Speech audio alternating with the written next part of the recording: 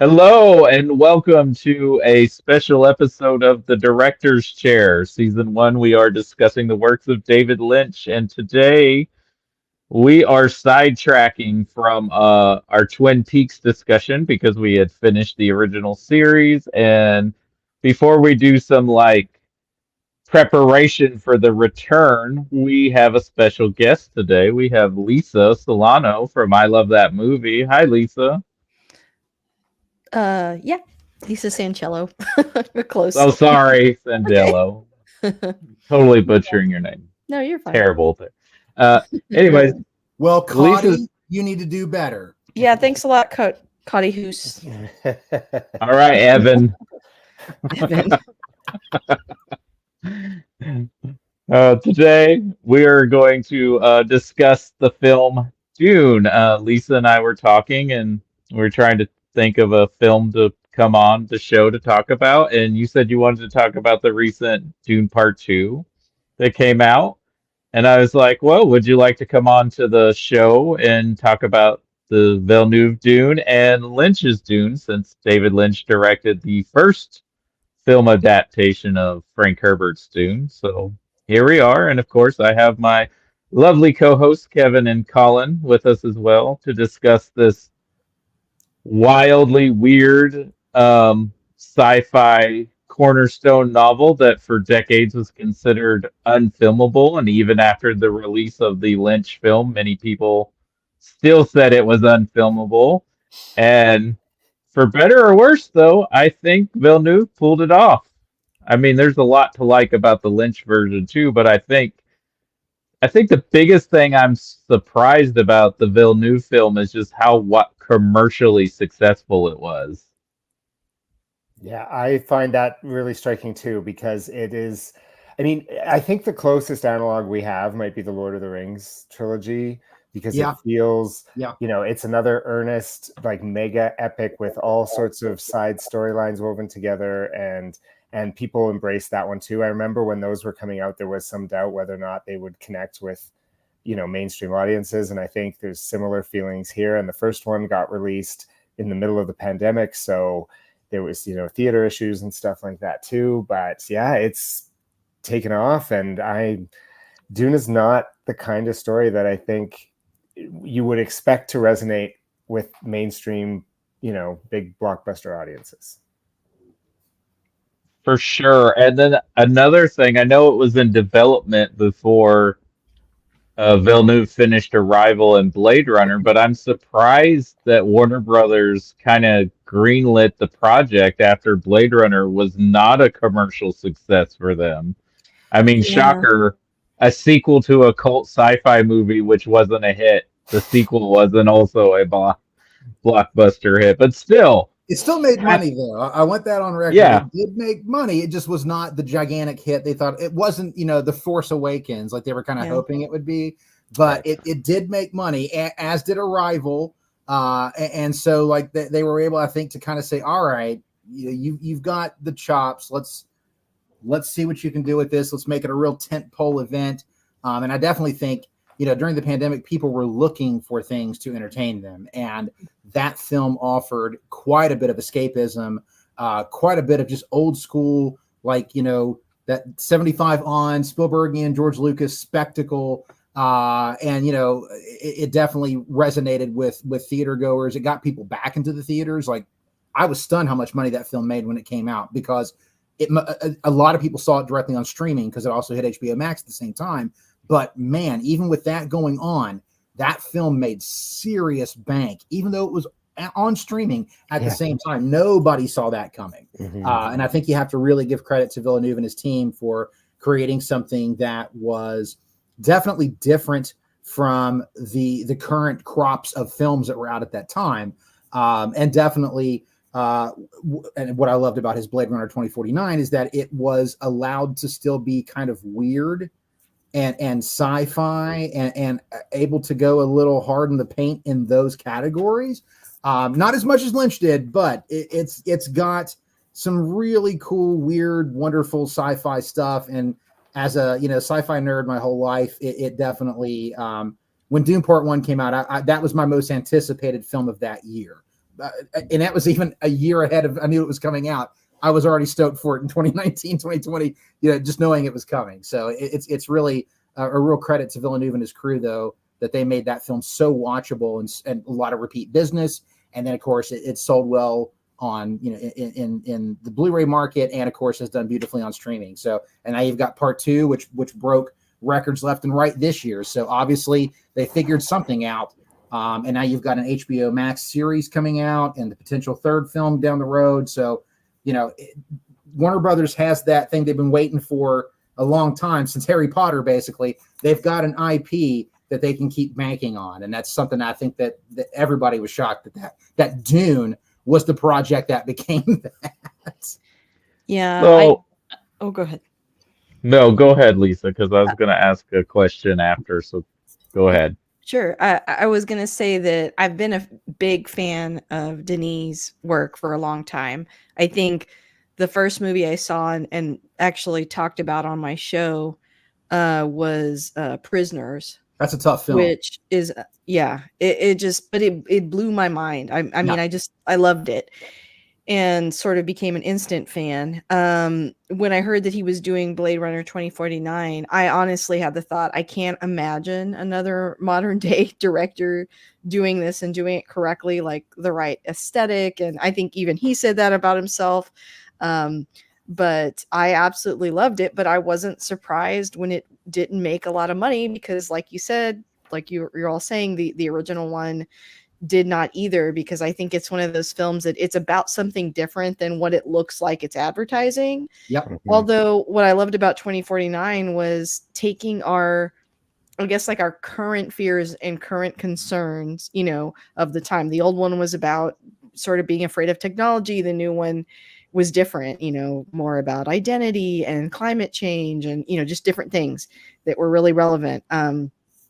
But it was so faithful and such a great film that when they announced Dune, I thought again, well, if there is one director that really could take this and make it something watchable and maybe a little bit easier to digest for a mass audience, I think he's the one to do it.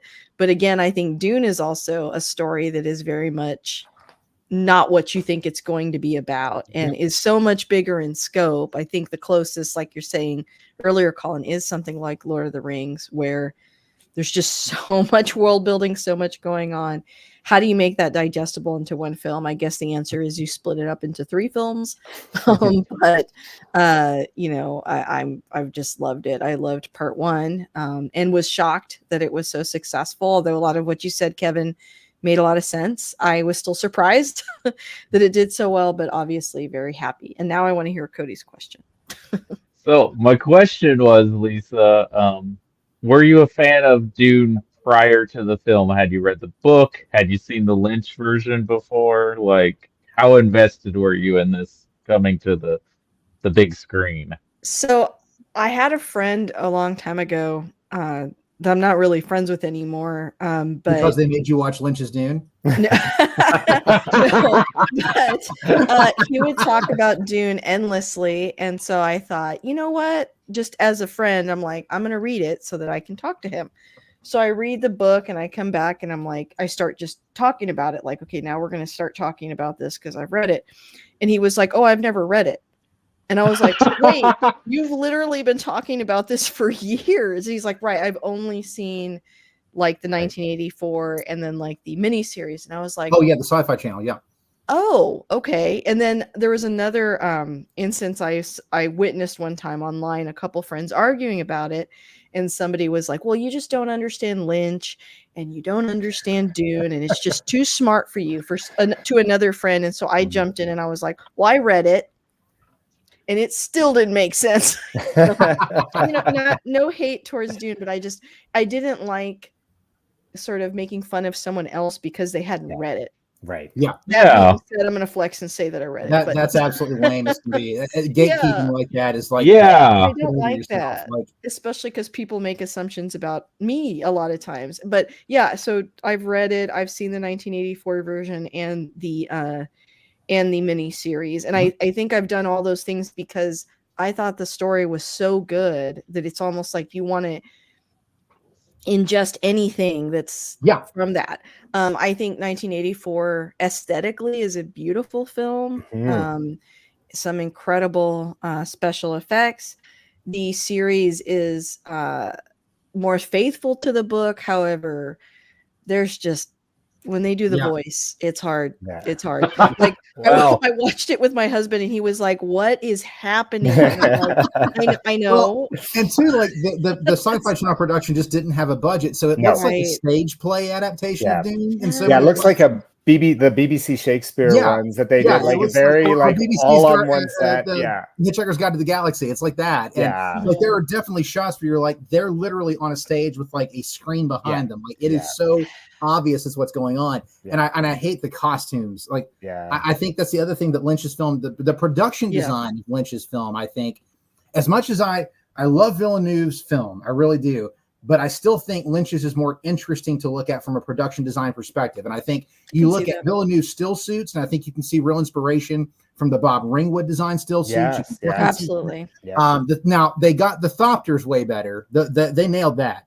But I think in general, I feel like the costumes, the planets, everything is just a little more interesting, I guess, because it has that David Lynch eye to it, that I find that more interesting. Now, that being said, I think the two films that Villeneuve put out are possibly two of the best looking films I'll ever see from a cinematography standpoint. They're genuinely stunning achievements, and they definitely capture that David Lean, Lawrence of Arabia scope, which they actually approached David Lean to direct a Dune adaptation in the 70s. And he was like, no, because I made Lawrence of Arabia. So why would I want to shoot another film in the desert? That's fair. So you can take that and you can just go over there with that. So to me, like from a technical standpoint, I mean, God, what they were able to pull off with Villeneuve's Dune is nothing short of a genuine achievement in cinematography and visual effects. There's no question whatsoever.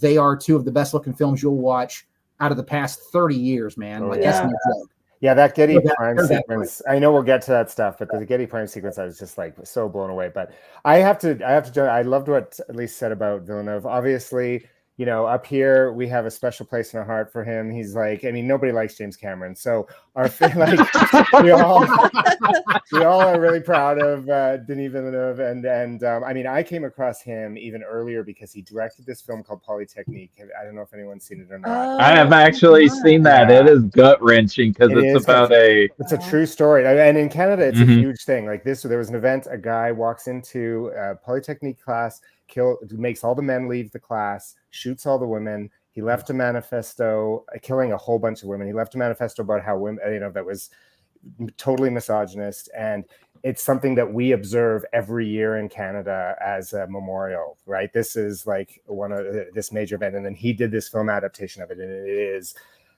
incredible to watch in terms of just how powerful it is and how painful it is, but how, you know, touching it is. And that's was my first encounter with him. And so I knew this was a director that I was going to be really excited about. And I love some of his films more than others, but generally I've really appreciated everything that I've seen him come out of. And I'm, you know, again, with what you were saying about how when he was named as the director, you're just like, yes, like this is the director to do this project. And I mean, I'm a huge Lynch fan, and there's a lot about 84 Dune that I love. There's a lot that bothers me, but there's a lot that I love. And but yeah, I think that part of what I love about these films is that because I've read the book, I've seen that miniseries, you know, both movie adaptations now. I've only read the first book though. I'm not the fan that's like, I haven't read the series. I've read the first book. But I've always struggled with this story. There's enough in it that bothers me that I really struggle with it. And what I appreciate about the Villeneuve films is that he tackles those issues in a way that really feels right for me. The centering of Chani throughout the story, I think, is just so essential, especially in this age that we're living in. You know, the fact that she has one of the first lines in the film where she says outright, no, are we just trading one oppressor for another? I remember when it started that way, I just like, I remember just feeling this like relief as I was watching it. Okay, this movie is going to tell a story that I can that I think will deal with some issues in a way that really is meaningful for me. And I just and again, I just love his work and his world, that the worlds that he builds, whether it's in taking the Blade Runner series forward or in his individual films. So anyways, yeah, I've loved these two films that have come out, and there's a lot I love about the 84 version. I'm a big believer in, I don't have to necessarily pick. I can appreciate different things. Like absolutely. The example that I use is there has not been a bad Little Women adaptation film. Like they're all great. Yeah. And each one is very different, but I appreciate all of them for what they are. And I think that's sort of what how I look at the Dune movies too. I try to appreciate what's in each one. Yeah. For what they are, and you have to look at perspective too, like when they were shot. Yes. What the when the book was written. Right. When the book like written, some of those issues you have to factor all of that in, because 100%. and I think what's still interesting to me is we've got the 84 version, we've got the Sci-Fi Channel, and we've got Villeneuve's, and yet still there is still yet a more faithful Dune adaptation to still be made by someone out there. That's what's still so interesting about it, because there's a lot of changes in all three of those scripts of what's going on in that book. So it's still funny to think that somewhere there is still a genuine adaptation to be made, like of a word for word type adaptation. There's still one out there. And it'll be interesting to see like what that looks like, 20 years from now. Like, does someone take it on then? Who knows? But I do appreciate it. It's, and much like with Lynch's Dune, I think the first half is the stronger half of the story. Absolutely. And so for me, Dune Part 1 is the better film of the two. Dune Part 2, for me, it's funny. I watched it again, and I am like the biggest sci-fi nerd on the planet. And so like those two films should have been like hardwired to be like instant love for me. And the first one was, but for some reason, there is something about the second one that just, I like it, but I don't love it. And I can't quite figure, there's some emotional connection I'm not making in that film. There's something about it that does not connect with me. The first film really did. The second film, there's just something about it. And it's also that part of the story as well. When you get out with the Fremen, it seems like in both cases, it kind of fast tracks a lot of stuff to get to the meat of what's going on. And there's just something about the second film that just did not. Raban feels kind of as an afterthought. Fade is almost a little too weird for me. And Chani, like there's a drinking game. Like, take a drink every time Chani scowls. You'll be dead before the first half hour of that movie. Take a drink every time they say Lisan Al Gaib. You'll be dead before that movie. Do we think, for me, I resonate with what you're saying to a certain extent. I love the second one. But is it? I saw this video recently from I can't remember his name. I think he's a writer, a comedian, and he's on TikTok. But he made a video that like sometimes you have to figure out what audiences want and not what they're saying they want. And one example he used was like The Matrix. When The Matrix came out, people were like, "Oh my god, mind blowing!" And then they come out with a sequel and they give fans everything they say they want, and yet they didn't like it. And it's because you can't replace that feeling that you had when you first saw The Matrix. And I think there's something similar going on with Dune, because I think when I saw the first one, it was like literally mind-blowing. Like when you talked about the orthopter, is that ornithopters? Yes. Yeah, that I was like, the design of them, exactly as described, but my brain couldn't generate that image, and somehow Lisa, you might be right onto something there. I think what you're saying is the answer I've been looking for as to why I don't love it, because it didn't gobsmack me like the first one did. Because although there's some beautiful shots. Oh like, God, yeah, no, don't again. There's stunning cinematography, but I think you're right. I had already been there, and so like it wasn't like new. Everything was. If that would have been released as one gigantic movie, it would have been like probably a very different animal. It's kind of like how. And again, maybe a bad analogy, depending on your opinion of these films, but like, the Avatar sequel just didn't feel as mind-blowing, right? Like, because we'd already been there. But I'm going to push back on this a little bit, because I think one of the reasons why Dune 2 might be harder and might be more challenging is because it does, unlike previous versions, because I was looking for this in the miniseries too, and it's not there either, because both those versions, and again, considering the time and all that, I get it, but they're very much hero arc stories, and this one is really getting us to see how problematic Paul is. And so in the first one, we've got his dad, who we love, we've got Idaho that we love, like all of these characters, and they're all dying off, and it's all tragic, and it's all like beautiful and all this wonderfulness, and Paul is this aspiring, whatever. And then we get to this part and we start to see how problematic he is. We get to see how problematic the Bene Gesserit are, how his mother is, and all of these things and where do we latch on to, right? Like, there's not characters that we can be thrilled and excited about. And the ending is a big downer. Like in the previous adaptations, and again, considering the time, it was a celebration at the end because we were happy that the hero won. This case, we're like, wait a minute, I'm not supposed to feel good about this. And so it's a different kind of feeling. And I think too harder. I had read the books, I've read most of the Herbert run, and I've read a lot of the prequels that his son and Kevin J. Anderson wrote. So I knew, that Villeneuve was going to be very much more literal with it. Like, don't play God. Right. It's never going to end well for anybody. And so I knew that was coming. I don't know. I think a lot of it is just the brevity in which a lot of it happens. It's just like all of a sudden Paul's just a dick.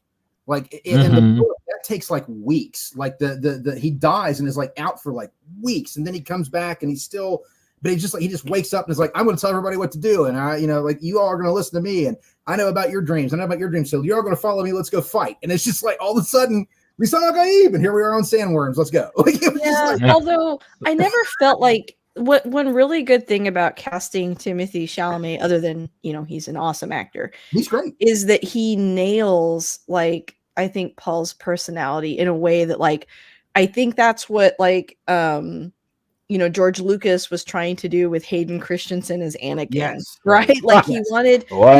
Essentially, that's what the prequels were supposed to be. The issue is Chalamet. If Villeneuve even wasn't as good of a director as he is, Chalamet probably could have still pulled it off because he's a talented actor, whereas Christensen needed a Denis Villeneuve to kind of give him direction on what to do with the character. Agreed. I think that Timothy does a really good job of, I do think it's in the first one a little bit, but I agree that in the second one it's way more pronounced.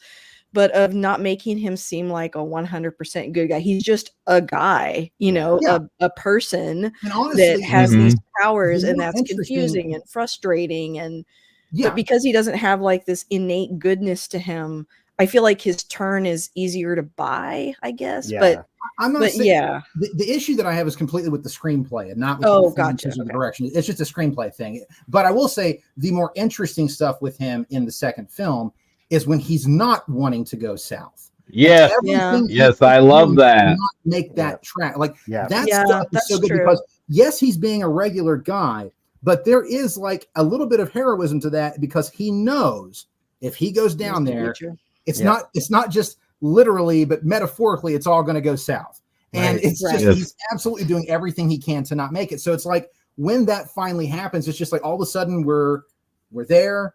We're drinking the water of life, and here we go. I don't know if I feel like it comes on suddenly for me. Like I think for me, what we're seeing is him resisting, and then there's a point where he just has to like he can't anymore, and so it is. He can't avoid it anymore. Exactly, so it might be a little bit of a floodgate, but I think that felt natural to me. Like I think, and also he's pulled in these directions because he's getting all of this hero worship from the Stilgar, red sort of things. But Chani is who he has so much fascination with, is really pushing back against some of this stuff. So he's struggling, and so much of that struggle comes from his influence. How much he wants, how much he loves her and how much she's an influence on him, and then he knows that he's going to lose some of that through taking this path, but his mom's pushing him, and he's getting these messages from his sister, and so for me it didn't feel all of a sudden. to me. I felt like it was built into that's the fair, script dude. in a way that, It's for me, like knowing how it goes in the book and how it plays out in the film, it just feels very, I don't know, there's something a bit off about it. Because in the book, like Chani is with him, and in the book he's all like, you're going to be my wife, like I know I have to like be married to her, but she will not have one glance of my, attention. She will not have my children. You are like my everything. And none of that is there at the end. It's just like, he just gets up, gets into his big ass fight. And he's just like, send them all to heaven. And she's just like, peace out. And it's just like, he doesn't even seem to care that she's gone. And that's not right. Like that would not I don't know if I think that's the case. I think he knew he had to make his decision. I think that, and I don't think Chani's reaction is necessarily, oh, he's going to marry someone else and I'm jealous. I think her reaction is, no, it's not that. Everything that he's doing, right? Like he's well, opposed to I I like in this version, and one, they had the financing and the backing to do a whole second movie, and because this whole sequence in the Lynch stuff is immediately rushed. Yes, it is. And then in the Lynch version, after he fights Faye, it's all triumphant, and even though he says I'm gonna marry the princess, and then Jessica tells Chani, oh, we're just the concubines, I feel like at least Chani has urgency, and she's like, I'm out, I don't want a part of this. Sure. This is not what I want to be a part of. I like Villeneuve had done so much that was really like with the book that I was just kind of like surprised that just it's such a tonal difference for someone who had been following the book really well in that first movie, that it's just kind of like all of a sudden, like I'm just kind of like, oh, okay, we're going here now, like that's fine. It's just, again, like I think it comes down to what I expected out of the film and what I got out of the film were two very different things. I'm not saying, again, I like the film, and it probably sounds like I really like the film. I just wish I loved it. And maybe that with time, that's fine. It will grow on me more. I don't know. And I know that, again, it's far more into the book than the 84 film is. But a lot of that too with the 84 film, I think where a lot of that still resonates with me is for me, that was a lot of firsts. When I saw it, I was 8 years old. My first real foray into David Lynch, my first exposure to the Dune universe at all.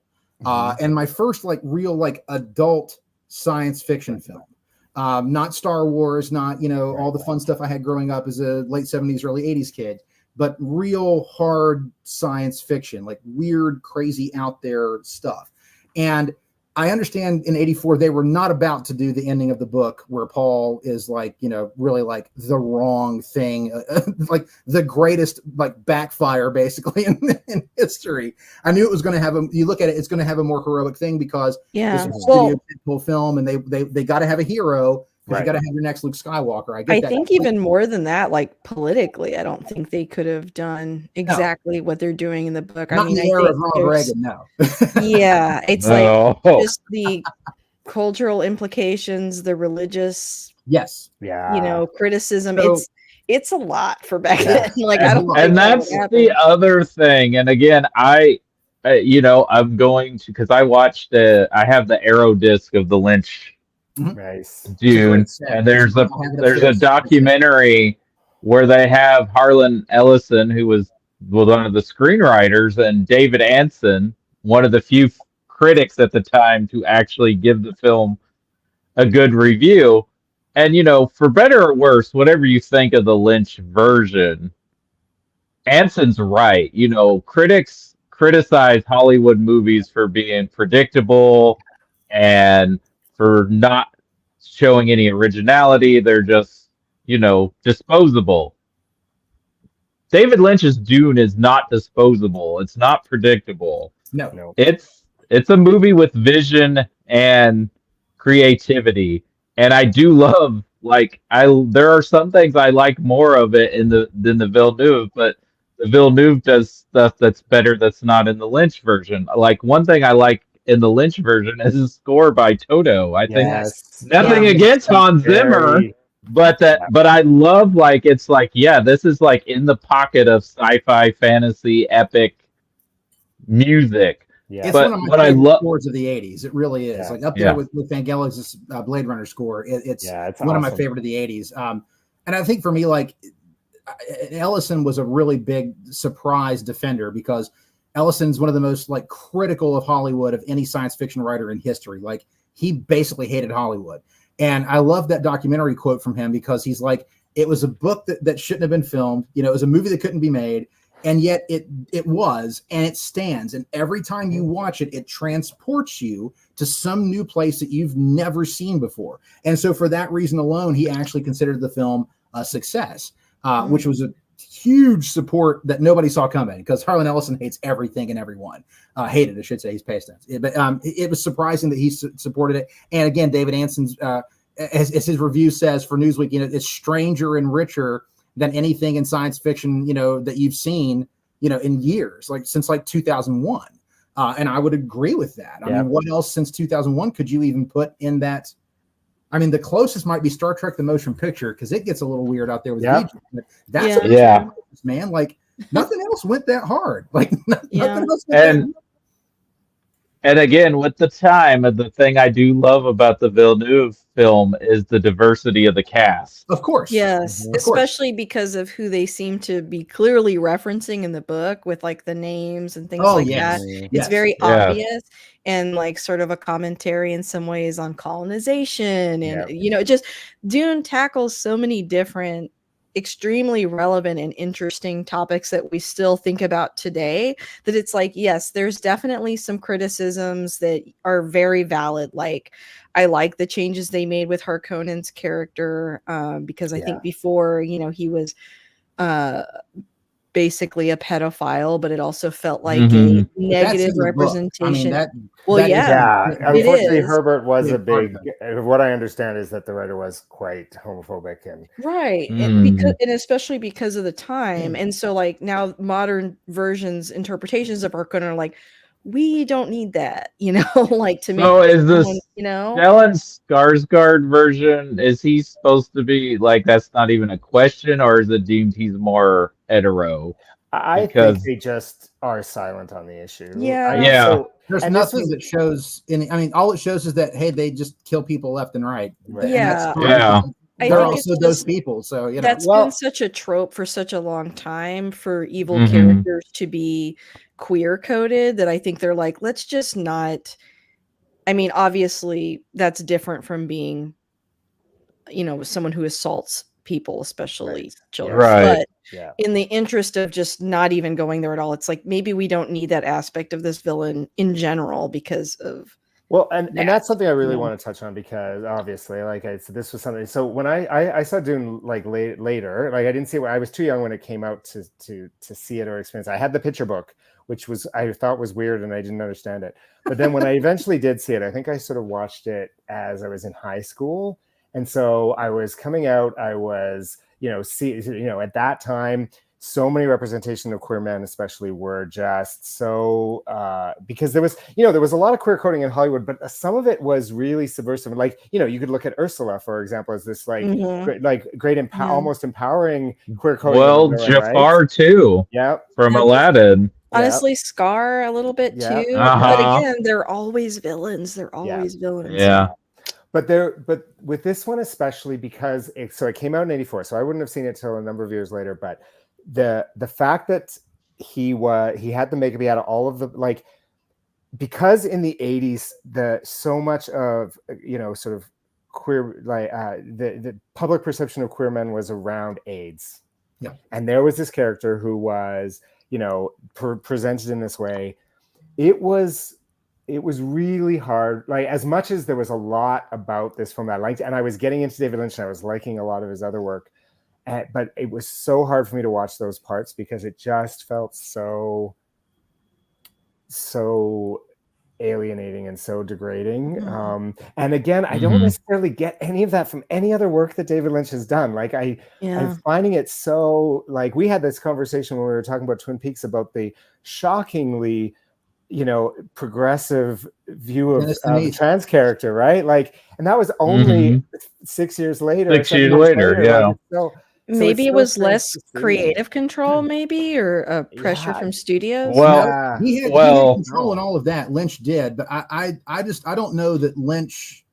And again, he exists in a realm like way back here, not up here. Mm-hmm. And I don't know that he would have said like, yes, I was doing it because it was a reference to age. Right. I don't think that would have been there at all, because Lynch has Fair never enough. shown any kind of homophobic or No. transphobic, any kind of phobias towards anyone in the LGBTQ plus community. No. I just think he just thought it was an interesting visual discuss. He really went hard in the paint on the disgustingness of the Harkonnens. Their planet looks awful because they've over manufactured everything. It's oily. And he even said like those are some of his favorite sets, because if you look at them, that world could exist in the radiator of Eraserhead. You know what I'm saying? Right. Like it could totally live in that. And Jack Nance is there. There you go. He's there, right? He's there. So I think for Lynch, it was just a matter of just like he really wanted to, and he loves those weird oddball characters. Look at Bobby Peru and Wild at Heart. You know, look at the Mystery Man in Lost Highway. Kevin, I think you're 100% right, but I have to say, like, you can't divorce that from the effect. Like, even if that wasn't the intention, the effect that it had. Like especially in that I'm not discounting your experience is different from mine. 100%. I get it. You're wrong. I'm just saying I just finished reading the book on the making of Dune, and I can't fathom that Lynch would have said anything like, "Yes, let's do this." I don't believe that was his intention. Homage. I don't think it was at all. But I can totally see. Especially the miniseries is worse, and that's even more egregious. The miniseries is really leans into homophobic coding, and that's even more egregious because that was 2000. Like, come on, right? It's like it's almost like they felt like they had a special license to do that in this case or something. But I agree. Like, despite what the intent is, it's still there, a little icky. And so to take that out of this new one, I'm like, yeah, please do that. You know, like, I have no heartbreak on that at all. I think Stellan Skarsgård does a great job with the part of making him very menacing. I love that he looks like like Colonel Kurtz from Apocalypse Now. And absolutely. That's the reference I got. Yeah, that's a good call out. Agreed. I mean, like the first shot of him, how do you not see it? Because he's literally like with all the steam around him, and he's putting his hand up on his head, just like. And he's like enormously overweight. Yeah, it's flat out. You cannot convince me it's not Apocalypse Now. Like, you can't. But it's still the menace is there. The terror is there. I like, again, it's why I love the first one so much. Like when you first see Gidi Prime, I was like, okay, I see where they're going with this, the darkness, the sun and all that. But I love like the stitched together human spider thing that he has in the room. Like, that is cool. I will say that might be Dr. Yui's wife. Like there's a lot of things that speculate that could be her. But I love the idea of like this horrible, like this science gone wrong kind of thing. Like that again. The Harkonnens are wonderful, and I will never call them Harkonnens. It's Harkonnens. I just stick with that. It's all the time. I've done it for 40 years. I'm not changing now. And plus, they had Frank Herbert on the set, and he said that's how you pronounce it. So anyway, that planet and everything looks so great. I liked the look of it. The weird like oily fireworks and stuff. It's so bizarre. Like it's so like okay, just roll with it. You can totally get rid of the boils and all that stuff. You can totally get rid of the perverse nature that's in the book and still get the character across. And I think they did that very effectively. I think Baron Harkonnen is really he was the character I was most excited to see in the film, mainly because of the casting. Because I was like, man, Stellan Skarsgård's a scary dude. Like he'll make that work, and he absolutely does. I think he does a fantastic job. Now, makeup notwithstanding, I love Kenneth McMillan in the 84 film. He's so scary to me because he's so over the top and gleeful about how evil he is. Like when I saw that as an 8-year-old kid, he scared the shit out of me. Like, I'll be honest with you, he terrified me. Like that character is so horrifying to me. Like he oh man, he gave me nightmares. I thought he was absolutely the worst, like most scary villain I'd ever seen in a movie. Like way beyond Darth Vader, way beyond anything. He terrified me. And I love that he just chews up the scenery in every scene that he's in. I love it, that his delivery of certain particular lines. He who controls the spice controls the universe. Just some really great moments with him. Of course, I love seeing the visuals of him and Fade, Sting and Paul Smith as Raban. Like I love the look of their planet. I love the look of their military. I love the look of their ships. Like Sting is surprisingly creepy. I had not remembered how creepy he was in that version until I rewatched it again recently, and I was like, wow, that's Yeah, that's pretty disturbing character too. Like, and I Yeah. love Austin Butler's like portrayal. Yes. I think there's. Yeah. I love that they play him again different from the previous adaptations. Sure. They have him be this, like, he has this weird sense of honor, right? Like he's been raised in this world, like it's almost Klingon. It's like this battle. He's a sociopath with honor. Yes, because he tells everyone and he kills them. You fought well. He almost honors Paul at the end. Like it's this weird, and anyways, I thought his approach was really interesting in terms of completely reinventing the character. Yeah. But Sting's approach is really interesting too. Like again, this is one of those ones where I find the different approaches quite interesting. Yeah. Did you know Sting offered to let Austin Butler wear his underwear though? From the film. Awesome. Politely declined. Yeah, he's like, no, I'm good. I just wear my own outfit. Well, are you gonna disinfect it before you send it to me? Like, but I mean, it's interesting. They all have red hair, right, in the Lynch version, and they're bald. That's in the book, and they're all bald in the Villeneuve version, like they're like these neo-Nazis. And let's give some props to oh God, why am I blanking on his name? The other Harkonnen character. Dave Bautista? Yes, Dave Bautista, who again is my vote for the best wrestler turned actor, best actor of that group. Well, he's definitely made the most interesting choices, right? Yeah, he has diverse casting choices. And I know it's not in the book, but there's a missed opportunity tonight to have Bautista and Momoa fight each other in the movie.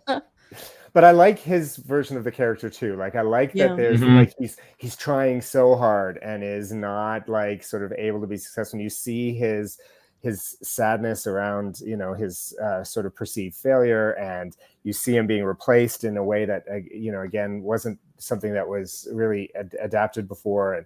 And I just think he does a great job with that character as being, you know, really bringing a nuance to the evil instead of just being like evil characters. And that's not what I'm saying is going on in the other film, but just I like, because it's so easy for villains, especially not the main ones, to be sort of sideline characters. And I feel like, you know, again, maybe it's because they were able to do 2 movies that more characters get more opportunity to be developed. And I know it was in the script, but still, when Austin Butler kicks Dave Bautista down, I was like, bullshit.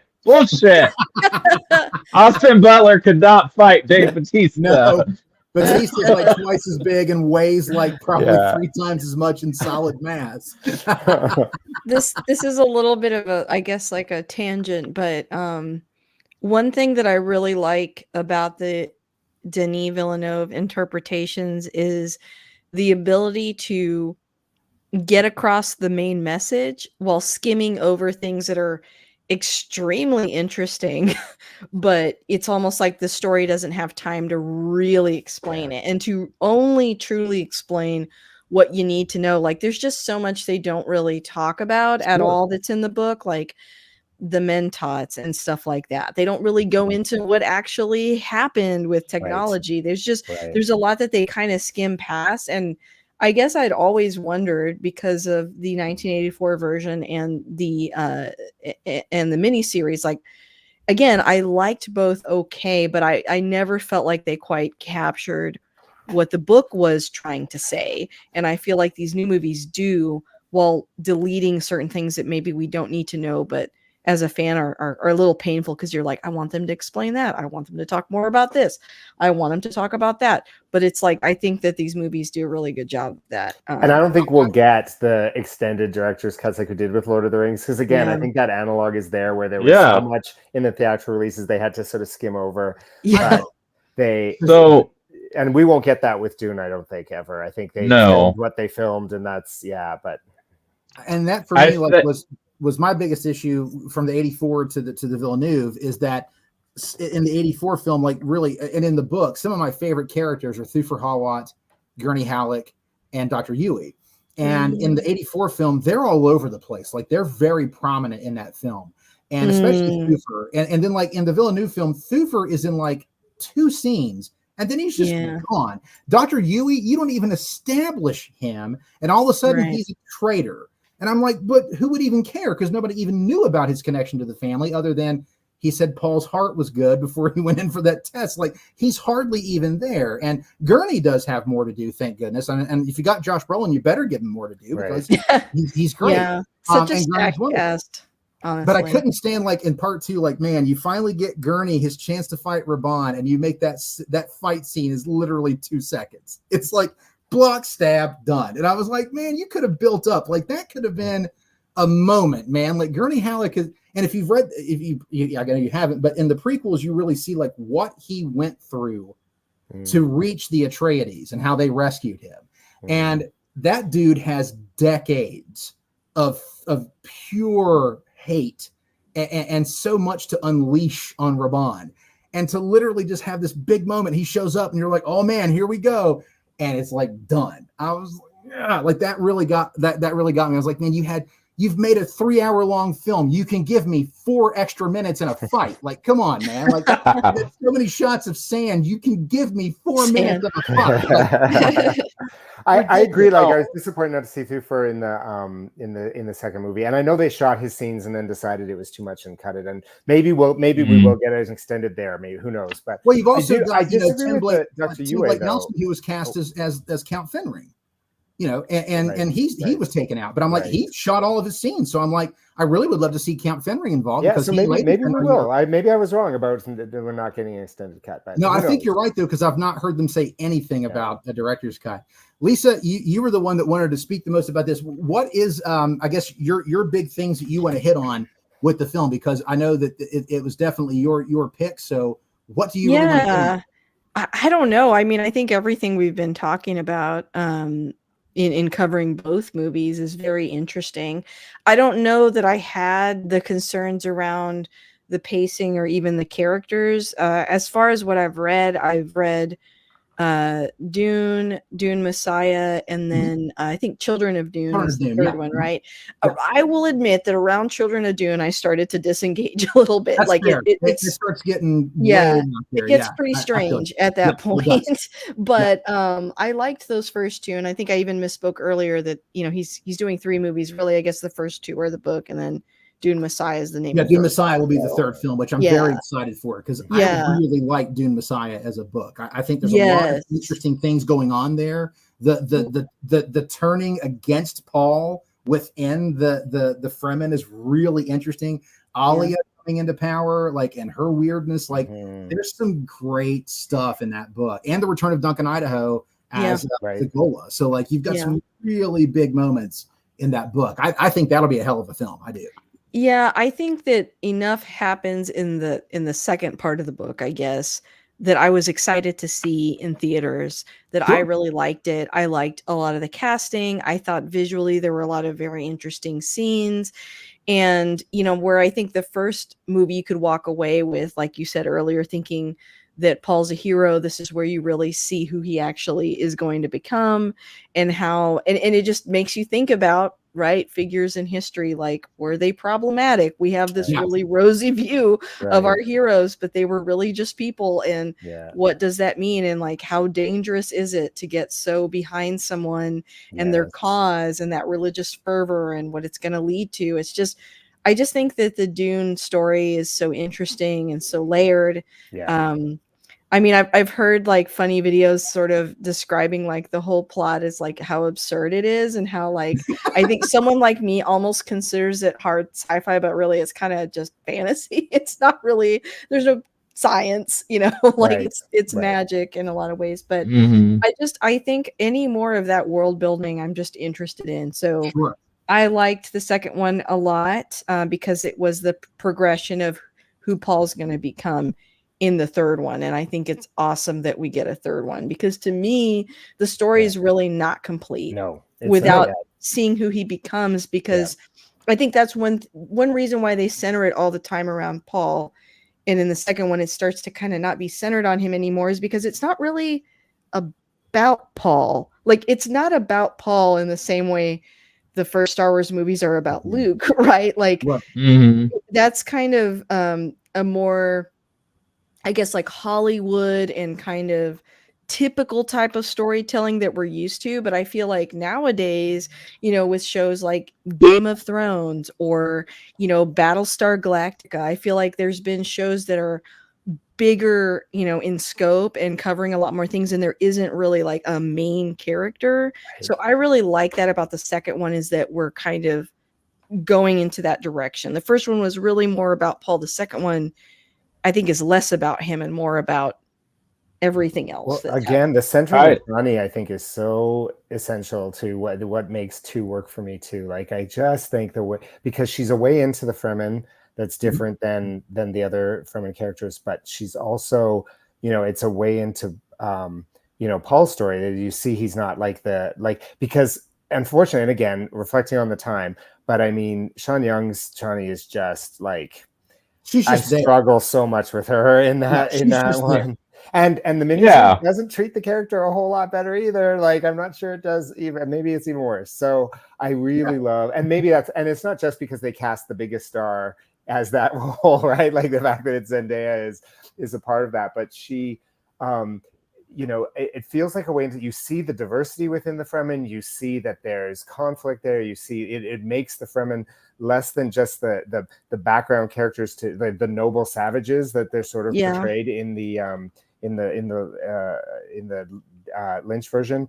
They get to be more complicated and more interesting, but also Paul's relationship with her becomes more interesting in this. Like all of the romance, which again is uncomfortable because we're used to romance being this very affirming, very like, isn't that wonderful thing in these stories, and this one is kind of like, oh man, this romance isn't working out in a good way, right? And I just found the ending so powerful with in this, in terms of, because you do feel she feels for him. Like they're both such good actors that they do such a good job of making this relationship feel real but broken, right? And I really appreciated all of that. I think the focus on water too, more so than in like other iterations I've seen, is really interesting, because like you really feel, I think, in Denis movies, like the way that people on Arrakis are lacking this natural resource, how important it is, how it's shaped their society, how they fantasize and dream of an end to it. Like I feel like when I watch a movie, I'm like thirsty, like I think we just did such a good job of that, and maybe it just hits different nowadays, right, with everything that is happening with the planet getting warmer. I don't know, but it's like it's just very, very topical and very interesting. I think it's hard to like portray in a movie like there's no water, and like I feel like we can't really like imagine it, but I think you did such a good job showing it. I'm gonna kind of head off of what Colin and Lisa, what you guys are saying, because Kevin, you're talking about how you were so in awe of the first part, and the second part you were having some issues. For me, because it's been a while since I've actually read the book, so I don't remember everything. The first movie definitely felt like, I'm like, well, that's half a movie, and I felt like it's almost all exposition, even though it's fascinating and interesting and you're in awe. Whereas in part 2, I felt like I was just immersed in, like you were saying, Lisa, it's not just Paul's story. It's not just the Freeman and Chani story. It's also like how Jessica's orders, like playing the strings all along, and Charlotte Rampling's like, well, we have all these, side things because we don't want to just put all our bets on one person. We want all these different scenarios.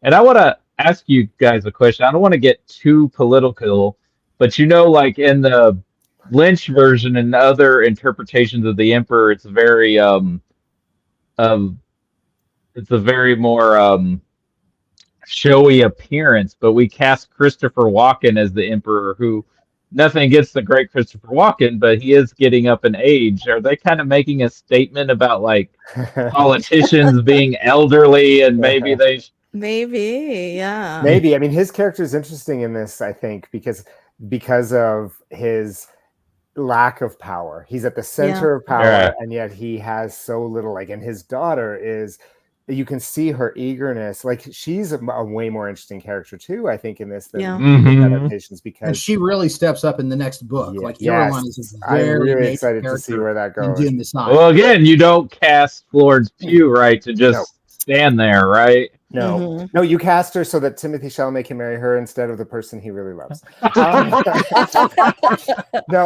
be the second time he's married her in a movie. Right.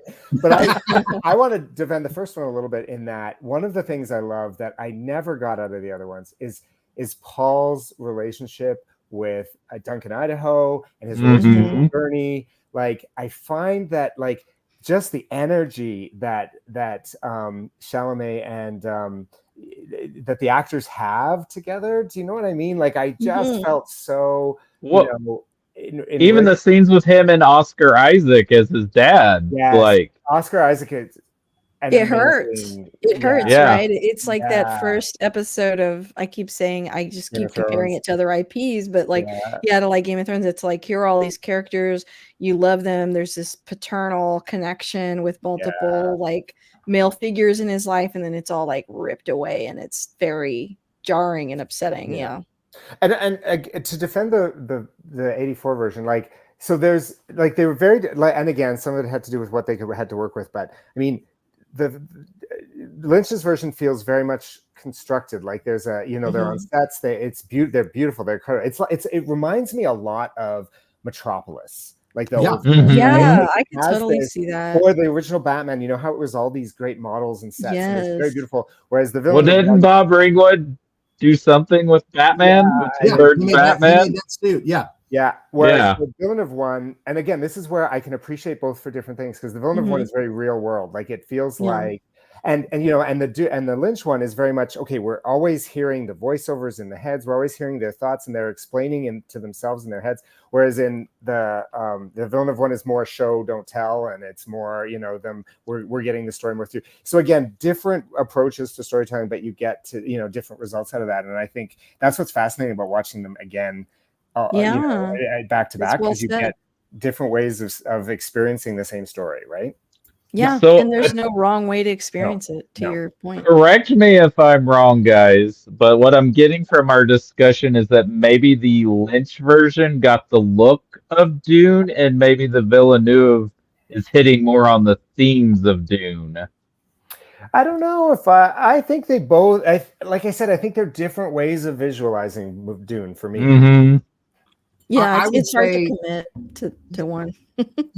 For me, like, I find the Lynch film just more interesting to watch from a production design standpoint. I just find the pageantry of the Emperor's planet, the very like brutality of Arrakis, and the hyper brutality and the lack of nature on Gidi Prime, the lush, the water, the wood of Caladan, like. And then, of course, the beautifully ornate Guild Highliners when they do the folding of space, those gorgeous ships, like all those ships going into that giant tube, and the beautiful ornate, like the entrance to it and everything, like the H.R. Giger looking area where the Guild Navigator like does all of his stuff. Like, there's just so much visually to look at in that film, and every planet has its own identity, and every planet feels so like established, I don't know. I can't explain it other than I love the visual look of Villeneuve's film. I absolutely think it, again, I've already said they're two of the best looking films you'll see in your lifetime, man. Like, plain and simple, they're stunning. But I don't know. There's something about Lynch's production design that I watch that film like so much. Like, it's almost a comfort food at points for me. Lynch's Dune. I love the dreamy nature of it. I love the very Lynchian vibe of it. I also think the dreams that Paul has are far more visceral and terrifying in Lynch's film than they are in Villeneuve's. And Villeneuve's are just kind of like, okay, dream, you just said. And I mean, obviously, Lisa, you haven't been here for all of our Twin Peaks discussions where we talk about dreams all the time, but Did you know when I was watching the Spice Diver evidence, like they keeps talking about the dreamer must wake up. I'm like, it just is bringing all the The sleeper must awaken. The sleeper must awaken. Yeah, that's it. That's right. And that's dialogue that Lynch wrote. Like the spice Yeah. must flow. That's Lynch's stuff. That's not actually in the book, but so many people attribute the spice must flow and the sleeper must awaken, and the sleeper has awakened. They think that's in the books, and it's absolutely not. That's so Lynch. I think with Lynch's movie, there's a lot more color. Yeah. Period. I mean, the palette is so different. Then I think with Denis, like you said earlier, Colin, it's more grounded, and so it's darker. But all of Denis' movies are darker. I mean, that's why. And I think the pacing of a Denis Villeneuve is just so different from Lynch. Like, I mean, think about that's why he's so good at Blade Runner, because I mean, you know, the first time I saw Blade Runner, again, not a movie that when you don't know what it's about or you haven't seen it before, it's a very slow burn, right? And I think all of Denis movies are a slow burn, even Dune. So I think if you are not into that style of storytelling, I think it feels slower, it's darker, it is less exciting. The Lynch movie is so different because it's Lynch, and his color palette, his pacing, everything is so different. So I can definitely see that. Also, Denis Villeneuve's not in the movie. David Lynch is one of the guys in the sandworm attack. Yes. You know what's interesting? He's working the machine because he's all like, you know, yes, sire. Yeah, when I heard the voice, I'm like, David Cole's in this? It's Gordon Cole. What's he doing over there? Gordon Cole is on Arrakis. That man's all over the place. That's how he lost his hearing. That's his backstory. That's how he became deaf. But I do think that's another surprise, because you're right, it is a slow, but Lynch is 100% right. And and that's another reason why I'm so surprised that it's so wildly successful. But I mean, we're talking about 2 movies or 3, I guess. But I agree with whoever said that it's Dune Part 1 and 2 are really one movie together. Yeah. Same way that Kill Bill, it's one movie. But the it's so we're talking about 2 movies that are directed by these incredibly talented visionary directors that put their stamp on things and just are such a joy to be able, we so lucky to live in a world where we get to watch these directors work, right? Yes. I agree. That's how I feel about Dunes, all the Dunes. It's a lot like, you know, there are people right now that are angry about different interpretations of, say, like Star Wars shows, and I'm like, bring it on. Okay, if you hate this new one or this old one, it doesn't even matter. There's so many different interpretations now. Just pick the ones you enjoy, you know. Because you don't exactly. And you're so right. There's not plenty of good ice cream to eat, you know. There's plenty of flavors, right? Baskin Robbins has 31 flavors. If you don't like that one, it's okay. There's 30 more, and in Star Wars, that's pretty accurate right now. There's 30 and different Colin, flavors.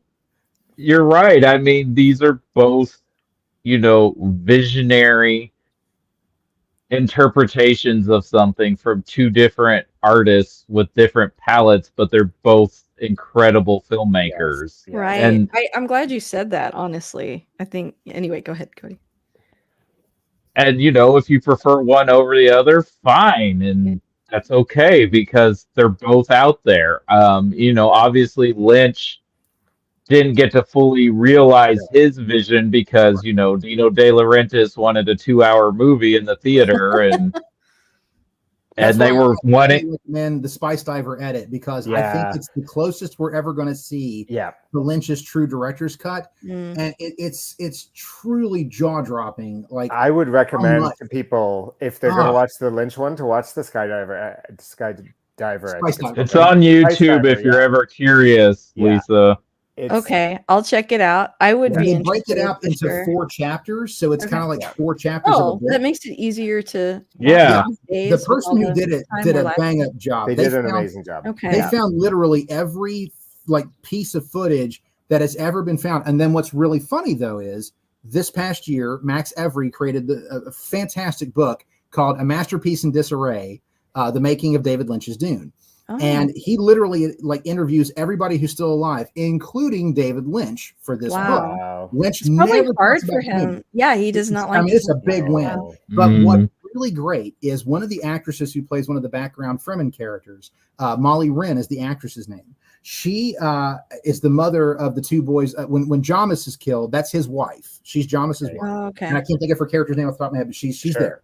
But there is a scene where she's talking to Lady Jessica about how the Fremen are afraid of Alia. And Alia is like in the background in a hallway. I'm afraid of Alia. Yeah, dude. It's such a cool scene. And what's funny is we would have never gotten that scene had Max Avery not written this book and interviewed her, because she was like, I have that footage in my house. Wow. No one's ever asked me about That's it. And crazy. and it's up on YouTube now. You can find it right now. And they put like a score to it. Now it's not been like cleaned up, but something tells me Spice Diver is going to address his Spice Diver edit and put that in there, because it's and again, it's like 30 seconds, but again, it's a minor thing, but it adds so pacing much. is so good in this edit. The it explains so much more. Like, you're right, I think it's close to what Lynch wanted. Yes, but it's great having you, Lisa. I see you're taking off. I'm gonna take off. I'm sorry, y'all. Thanks for having us. Thanks for being a part of this. And this was really fun. I want to come back for sure. Yes, please. Yes, really anytime. All right, anytime. Bye. Bye. But I did have a. Sorry, I just want to say to Kevin one more time, like, thanks so much for recommending it. Like, it really changed my perspective on the Lynch one. I mean, there were things I've always loved about the Lynch version, and but this one, I think it was so, and I was worried when I went into it. I'm like, oh, can I do 3 hours of this? But yeah, I could. It was way more. It was way more tolerable than not tolerable. I don't want to put it that way, because there is a lot I like about. I don't want it to come off the wrong way. I still love the theatrical edit. Don't get me wrong, but if I'm going to watch it now, the Spice Diver edit's the one I'm watching. Like it's just that simple. Yeah. So I did have a couple other things I wanted to talk about before we called it. Yeah. Okay. One question I had, especially since Kevin, you're more renowned with the book, with Paul's sister. Because in the Lynch version, she's a little girl, right? And then in Villeneuve's version, she comes to Paul in a dream, and she's an adult. It's Anya Taylor-Joy, you know. So she really is a girl? Yeah, and she's born with all the knowledge of a Bene Gesserit. So she is like. But David Lynch's film does a really good job with Alia. Like. It's Alicia Witt, which is awesome. Like Alicia Witt, I love her, so that's awesome. Exactly. Yeah, he gets her involved with Twin Peaks because he loved working with her on that. But if you look at that film, the interpretation of Alia, if you want to get like point for point, book for book, like that is the far more accurate interpretation than what Villeneuve. Well, that's because in the book there's way more time. Oh yes, there. Villeneuve shortened the time for the like in story time frame. So, and that was the choice that he made, right? Yeah, no. I'm just saying, but if you look at that Lynch's interpretation of that character is the accurate to how it is in the book. And so in Dune Messiah, you get a lot more of her interactions with Paul, and she's of course a little bit older, but now she's mentally like way older than her body. She's almost like Kirsten Dunst's character in Interview with the Vampire. She's like, that's a really good comparison. Like way up there. That's a really good comparison. It's really interesting, the stuff with her in the second book, because she ends up like in the end. I mean, I'll kind of throw a spoiler out there. Like in the end, there is some redemption for Paul Atreides. Yes, there is. And Alia ends up becoming a major. She's known as Saint Alia of the Knife, and a big part of that is because during the battle at the end of the first book, it's kind of hinted at in Lynch's film, but is of course not in Villeneuve's because she doesn't exist. But she was literally going across the battlefield, and any Sardaukar or Harkonnens who were still alive, she was just slitting their throats left and right. Like just going through, slitting their throats, making sure they were dead so that the water could be processed. Alia is a beast. Like, I'm excited for Anya Taylor-Joy to play the character. Oh, she'll kill it. She'll kill it because she is excellent casting. Yeah, I think that has a factor. I think with how well this movie did was because it's got Zendaya, Timothy Chalamet, Florence Pugh, Anya Taylor. You know, it's got like our upcoming Austin new Butler, generation, Austin Butler, all our new generation of movie stars. Let's give some shout out to Rebecca Ferguson, who I think is one of the most beautiful actors to be on the screen currently. I can watch her just in anything. her character in Doctor Sleep, she'd have killed I know. me. I'm like, yes, honey, kill me. whatever you Yep, want. I'd have been dead. I'd been like, eat my brain, eat Yeah. my You brain. just take whatever you want, my dear. When she says hello there, I lose it every time. But she's great in this because she plays how complicated Jessica is, right? Yeah. Like she really does Jessica in a way that I think is so fascinating because she is strong and vulnerable and complicated and not 100% good either, but really passionate for her son, for her baby. Like, I just love what she does with Jessica in this, and I think she's amazing. I love her always, but I think she's always a solid pick, dude. You can't go wrong. Yeah, I mean, I've loved her ever since Rogue Nation. Right. Yeah. Yeah. And then again, because I've only read the first book, does anything happen with the whole Faye Leia Sadu baby? So I don't know that. I know some of the things that happen in later books, not because I've read them, but because I don't remember them having, like, I don't remember him knocking her up, because in the book, Lady does in the book she does collect his. They talk about her having, because she's with Count Fenring and they are like right with the Harkonnens. No, but she right. She does get it. I forgot about that. Then she that does that she has his DNA saved. Yeah, which is basically that he knocks her up. Okay, it's been a tick since I've read the book, but I remember that Count Fenring and Lady Fenring are very big players. Because again, they're friends with the Harkonnens. They know Fade very well. And they've watched him fight in the gladiator fights and all that. Like there's a connection there. I think, like I said, to me, like, again, there's things that each version does right, that the other does not. And again, that's the great thing about it. Whatever your flavor of Dune, you've got it. It exists. What I'm really happy about is because I have always been in a lot of science fiction, circles of friends. Like, I'm always the redheaded stepchild because I love Dune. I love Lynch's Dune. No pun intended with the redhead reference. No pun intended.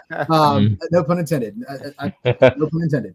But it's like it's funny how in recent years that film has kind of like been reevaluated, much in the way that Blade Runner, John Carpenter's The Thing, a lot of films that were total bombs when they came out and everybody hated them when they came out. Fire Walk with Me is a prime example. Lynch has many films that do that, and this is one of them. And I understand a lot of people are like, well, Lynch doesn't like it either. And I'm like, no, okay. Lynch doesn't like the cut that was put out. But if you ask Lynch, he's thrilled with the actual production. Like, he loved the cast. He loved working with Toto. He loved working with the production designers. Like, all of that, he'll tell you that he loved. Obviously, he loved working with the cast because that's his first collaboration with Kyle MacLachlan. Yeah. That's Everett McGill, Alicia Witt. Everett McGill, he works with Alicia Witt. There's a lot of Jack Nance, who had already worked with before. He would work with us later. Like, there's a lot of Lynch players in Dune. Yeah. And that cast, I mean, honestly, that 84 cast is Dean Stockwell, who would later be in Blue Dean Stockwell as well. Yeah. Like, what the hell? I remember when I rewatched it like a while ago, I had totally forgotten Patrick Stewart was in it because I didn't probably know Gurney when I first watched it, right? And I'll be honest, like, I love his Gurney so much. And they have the scene in the Villeneuve film, but it didn't hit me like it does in the original. But when Paul and Gurney are reunited in the desert, when Patrick Stewart and Kyle MacLachlan have that scene, like, that gets me every time. Like, apparently Patrick Stewart, Kyle MacLachlan, and Everett McGill were like their own little side group. Yeah, they were all BFFs. One of my favorite stories is when they're shooting the scene where they're looking out the window and they're like, preparing for the atomics and they got to put on the hoods and stuff. There's a line that Paul says where he's like, do we have worm sign? And Stilgar says, Usul, we have more worm sign than even God has ever seen. And so Everett McGill and Patrick Stewart had planned a joke. So when that line was delivered on one of the takes, God, I would love for this to exist somewhere. Paul Atreides turns around and is like, do we have worm sign? And they both look at his crotch and they go, Usul, we have worm sign, the likes of which God has never seen. And Kyle MacLachlan lost it. They're all like cutting each other up, and it's absolutely hilarious. But there is something about the relationships with Paul, with Gurney, with Thufir Hawat, and Dr. Yui that I love in the 84 film, that I just feel like those characters, with the exception of Gurney, they got such short change in the I'll Villeneuve push film. back on the Thufir one because I do really see I feel like the connection that they have in Dune Part One. And he's phenomenal in the film too. He's great in the part, but it's like they literally have like he's there at the beginning when they present the declaration, and he's there with his little umbrella when Paul shows up, and then like that's it. Like I mean, he doesn't get as much time, and that is too bad. But I do feel the relationship feels very real. Like I feel like Paul's connection to Duncan Idaho and to Thufir. Now with Duncan, you get more of it, absolutely, because in the original film, he was barely there, and I'm very glad they did that because that is an important relationship. Because that has a massive death in Part One is that's one of the more powerful in Part One. Yes, like for sure of them, but that one really ranks up there. That is a big push up. What do you guys? What's that? Oh, sorry. Go. No, I was gonna go on. I love Gurney with I love Patrick Stewart's take on him. I love Josh Brolin's take on him. I love Dean Stockwell's Dr. Yui. That scene where they just take the time to show him breaking down after he's put everything in motion, when he's basically knocked out Duke Leto, put the tooth in and stuff, and everybody's been captured. Like you just see him just crying there in the hallway, and like that is such a potent scene. You didn't have to have it, but I'm really glad that it's there because it really lets us know that Dr. Yui did not do this lightly. This was not something he was like looking forward to doing. He had a reason for doing it, but even then, there's that thought of I don't know at what cost. And then when he's taken out, when he looks at the Baron with the dagger in his back, and he's like, "Do you think I don't know what I've gained for my wife?" Even up to his last moment, Dean Stockwell sells the shit out of that character. And Dr. Yui is just like an afterthought in the Villeneuve film. And he's such a critical. He is something that had to definitely in the Villeneuve film. He's something that didn't get the time that. Sort of, and I do struggle with, but that's almost unforgivable because that film had 3 hours. Yeah, but you could have found the time to establish those relationships. If Lynch could do it in 84 in a 2-hour cut, you could do it in a 3-hour except that cut. I feel like there's no mystery to the traitor in Dune in the 84 version. Like we know it's Yui. Like it feels like from the very beginning. Oh no, they have a scene, but at the same time, at least Yui is a character. He's there. He's interacting. In the new film, it's like, there's a mystery. He's a traitor, but he's been in one whole scene. So it's like, I don't know. Why do I even care? Like, I don't have you don't get the emotional connection of what it means for Dr. I don't know. I think the final scene where he's confronting the Baron, you get that there. It's just you're being. I do like the Colin. You're being generous. I do like the Baron in the sequence of Villeneuve a little better because I think in the Lynch version he's hallucinating, thinking Brad Dourif is the Baron. Is that right? No, that's Paul's father there. That's Duke Leto when he's been the Duke Leto that sequence. But that's I like how it that is in the book. Like he thinks he's seeing the Baron, but he ends up killing Piter. Well, so it looks like Lynch was trying to be more faithful than what Villeneuve does, and I think Villeneuve was just trying to do his own thing, but also stay true to the book. If that makes sense. My nitpicks are nitpicks. It doesn't mean I think it's a bad film. There are reasons why I know a lot of people look at me like these Villeneuve films exist. How on earth can you support and defend the David Lynch Dune? And I get it. People ask me that's that. Honestly, Kevin, that's just like when the Christopher Nolan Batman movies came out and people are like, how can you like those Tim Burton Batman movies? They're ridiculous and over the top. I get to like all the Batman movies. Yeah, I can like both. I don't have to dislike one just because I like what they do in this one. And I like certain things about the Dark Knight trilogy, that way they handle certain things. And I like other things about the Tim Burton movies or about the Batman. Like, I get to enjoy all of them because they all exist, and that's great. I think we can all agree, though, that none of us are really super crazy about the Joel Schumacher ones. I think we can put that out there. Well, okay, you know what? I'm going to push back on that a little. I have come to reevaluate Forever in a way but that's for a whole other discussion. But I mean, because if I'm not honest, going there with Batman and Robin, but with Forever, I will say there's some. And supposedly there's the Schumacher cut, which I would love to finally see if that ever can and get a sense of what that might have been like. I think much like Lynch's Dune, I think there's a better film to be made in Batman Forever. if it would have not been as campy, I think it would have been Well, stronger. if you read what the original script was about, even after Burton dropped out, when it was like Bruce struggling with his identity and all that, like that subplot that kind of gets taken out of the movie, I think there's a more interesting film There there. is a more That's interesting in a whole other discussion. That's We a don't whole want to other go down story. this rabbit hole right But, now. Yeah. For me, like I know you guys both rewatched the Spice Diver edit. Like, did it genuinely did it have any impact on how you looked at Lynch's production? Oh yeah, all these years. I mean, 40 years later, did it make you have a little? Did it give you any appreciation more than what you had? Definitely. So yeah, absolutely. You go ahead first. I was gonna say, like, I've never disliked Lynch's Dune. Like, it's the first Lynch film I think I saw because I saw it young. My brother had a VHS of it, and I've always been immersed with like the production value, the effects. Even though like the shields are kind of silly looking compared to what they got to do in the Villeneuve film, but still, I think they work. I actually like that. I like them too because that's all hand animated too. Like that's pretty amazing when you think about it. But I mean, it's an amazingly made film for like what, $50 million? 40 million, I think.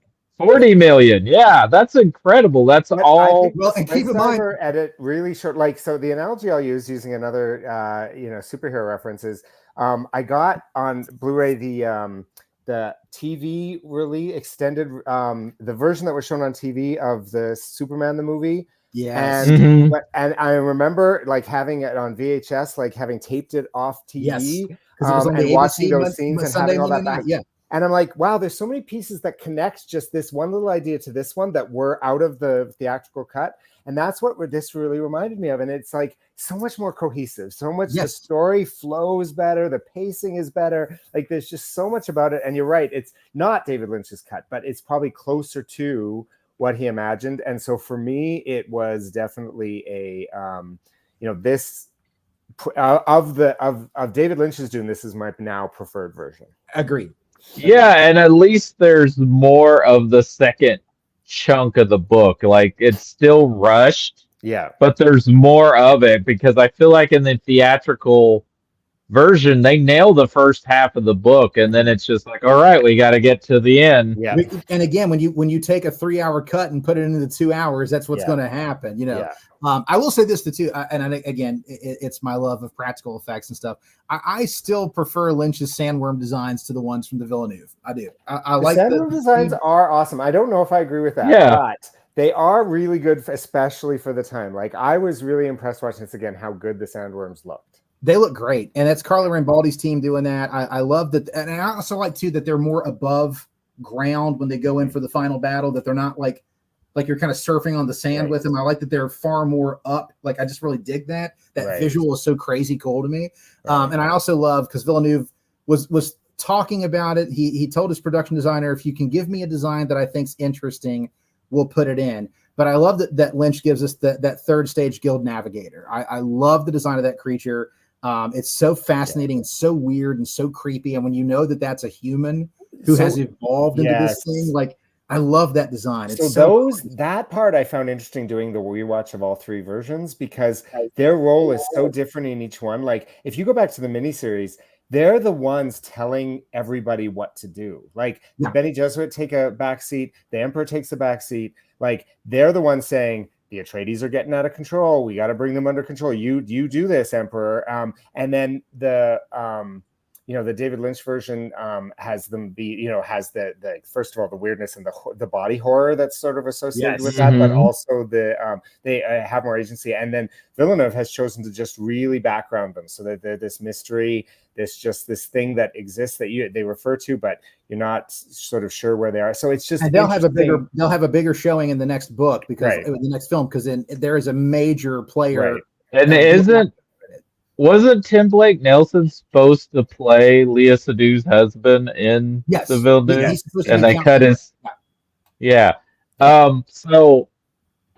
so kind of moving forward with just the Villeneuve version.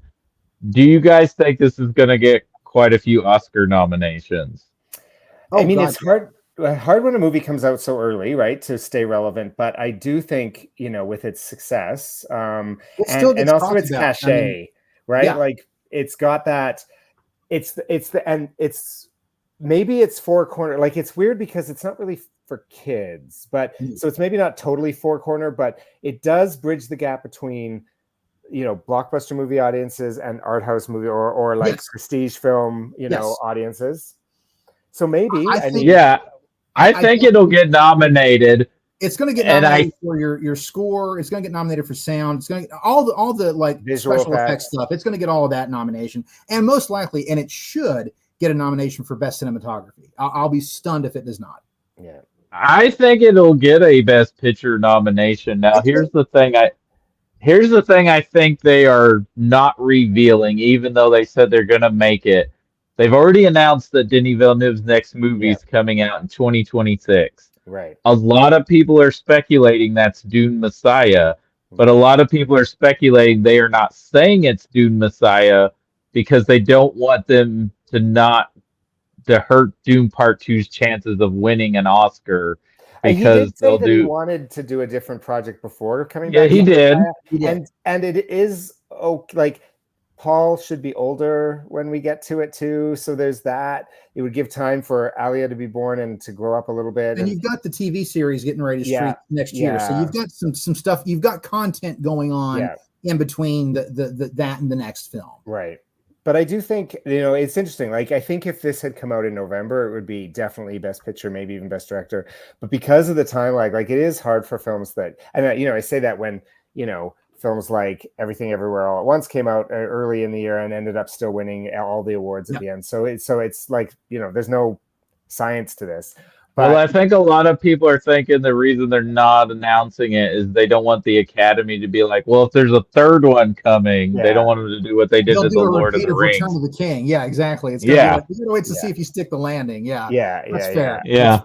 Yeah. So who knows? I mean, I think it's definitely one of my favorite films of the year so far. Yeah, we are only halfway through the year. Right. It's definitely one of the best pictures of the year. And since they nominate so many films now, I'll be shocked if it doesn't get a nomination. Because they nominate 10 now, and because you can't tell me it's not up in the top 10. Like, there's no way. Right. No way. And because this year's kind of lighter compared to other years because of the strikes from last year. Yes. I would be shocked. And since Part 1 was nominated, I'd be shocked if Part 2 wasn't. That's my whole thing. Because Part 1 was, I'll be shocked. I just feel like the kind of film, like whether it's The Godfathers or The Lord of the Rings, that they are on board for nominating each part as along the way. Well, until one turns out not to be great. Right. The Lord of the Rings trilogy, each one of those films was nominated for Best Picture. Yeah. Now, the first two didn't win, but they were all three nominated. So I'll be stunned if Dune Part 2 is not nominated. If for anything, over the fact that Hollywood appreciates that film because it kind of has been one of the few bright spots in this year's box office. Yes. Like, it's been a critically acclaimed film and a massive moneymaker.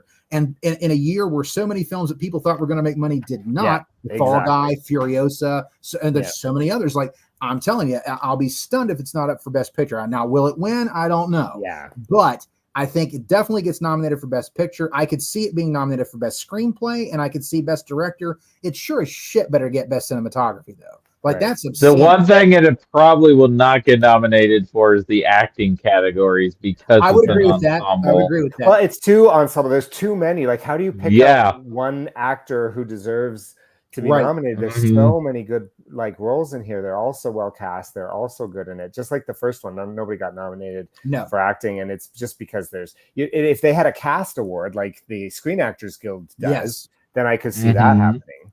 But that could be now for the Screen Actors Guild. That I'll be stunned if that's not a nomination. Like, that's got to be that has to be, because everybody's firing on cylinders. Like, I will say, I've always been a huge Christopher Walken fan. So just like the minute that he shows up, and I'm just like, wow, this Paul Atreides. I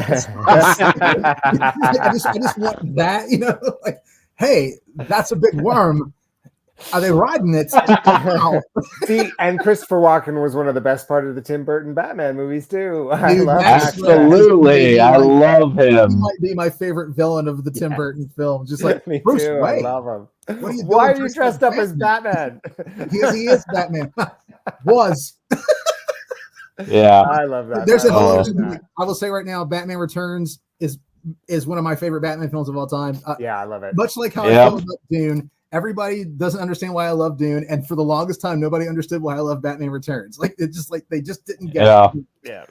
Yeah. Here we are. It's so I good. guess Well- like when you do a breakdown of these two films, like I think it's interesting what all they share in common. Like, and there really are, because again, they in their own unique ways, they stay faithful to the book as far as the genuine overall story that's being told. So you still get the main beats; they're all there. Of course, they feel very different. They look very different. You know, they sound very different. And I love that. Like, I love that they're each two separate takes. Well, Yeah, I would have hated if he tried to copy. Like, I don't like. Absolutely. That's But what would have been the point. I think Lynch is a much more fantastical, non-realistic, dreamlike vibes type of director. Yeah. And Villeneuve is a very technical, Yes. like precision That's why director. he was Like, the perfect pick for Blade Runner 2049. He's also got a great That's- emotional core to his films. Blade Runner. Like, yeah, That's in my top 5 films of all time, the original Blade Runner. And so, Yes, I love Ridley it too. Scott in his prime which was just is unstoppable. interesting. Two filmmakers that were going to make Dune, Alejandro Jodorowsky's version, And which Ridley Scott.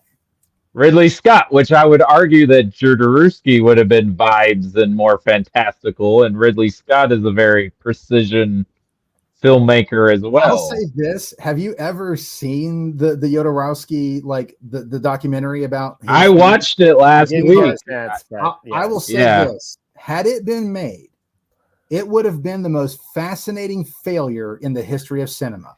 You would have never seen anything like it. It would have been truly like you would have had to take LSD to watch it. I think they would have had to give you, how like in '84 they gave you those little sheets, like the terminology, the Imperium. I feel like Jodorowsky, like, here's your tab of LSD to go watch this film, because like it is the most batshit crazy thing. It has like nothing to do with the book.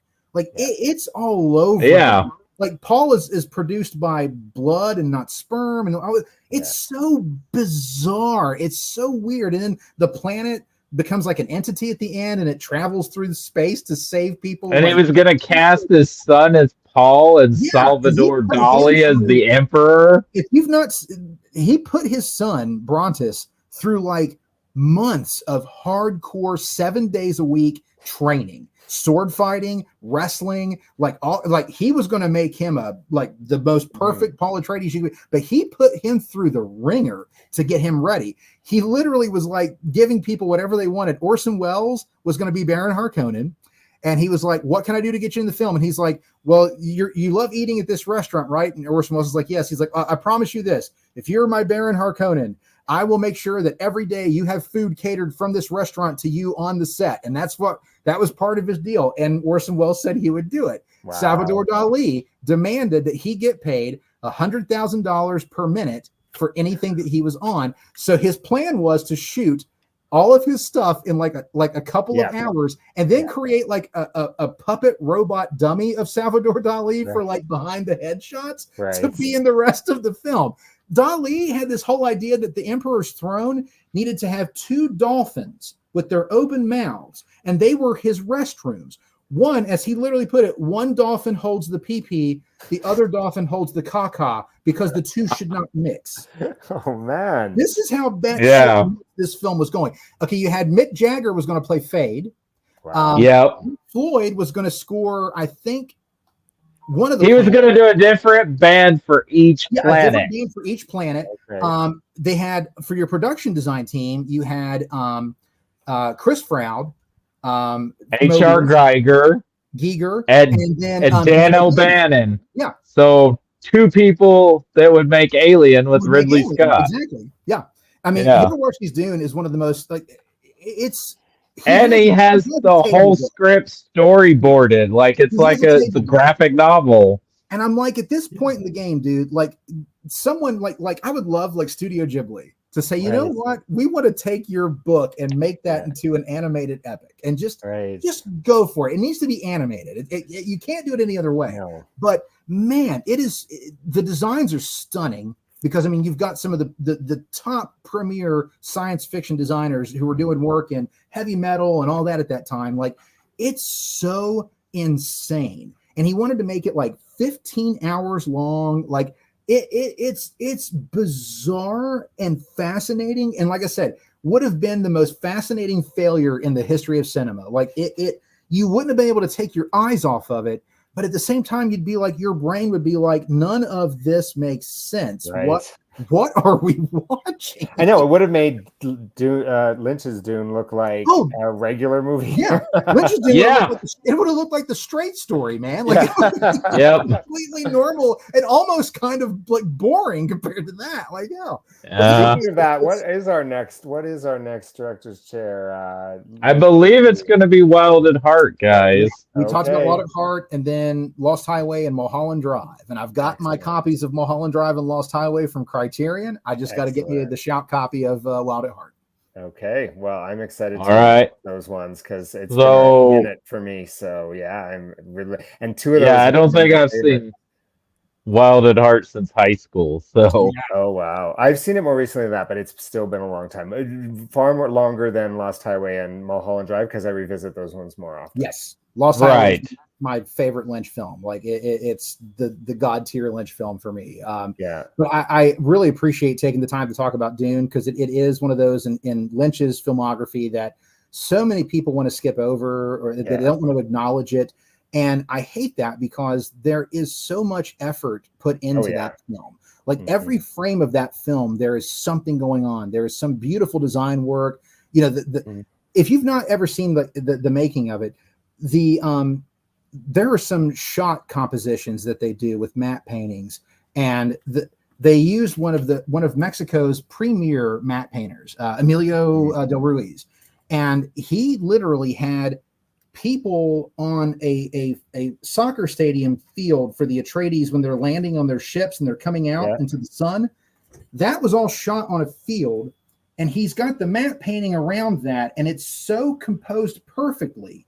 Wow. And it's all of those shots look amazing, but when you see how they were shot, you were like, how in the hell did anyone ever figure out how to make that work? That makes no sense whatsoever. And yet when you see the execution, I mean, I'm telling you, I still think there are shots in that film that are as impressive to look at now as they were 40 years ago. Right.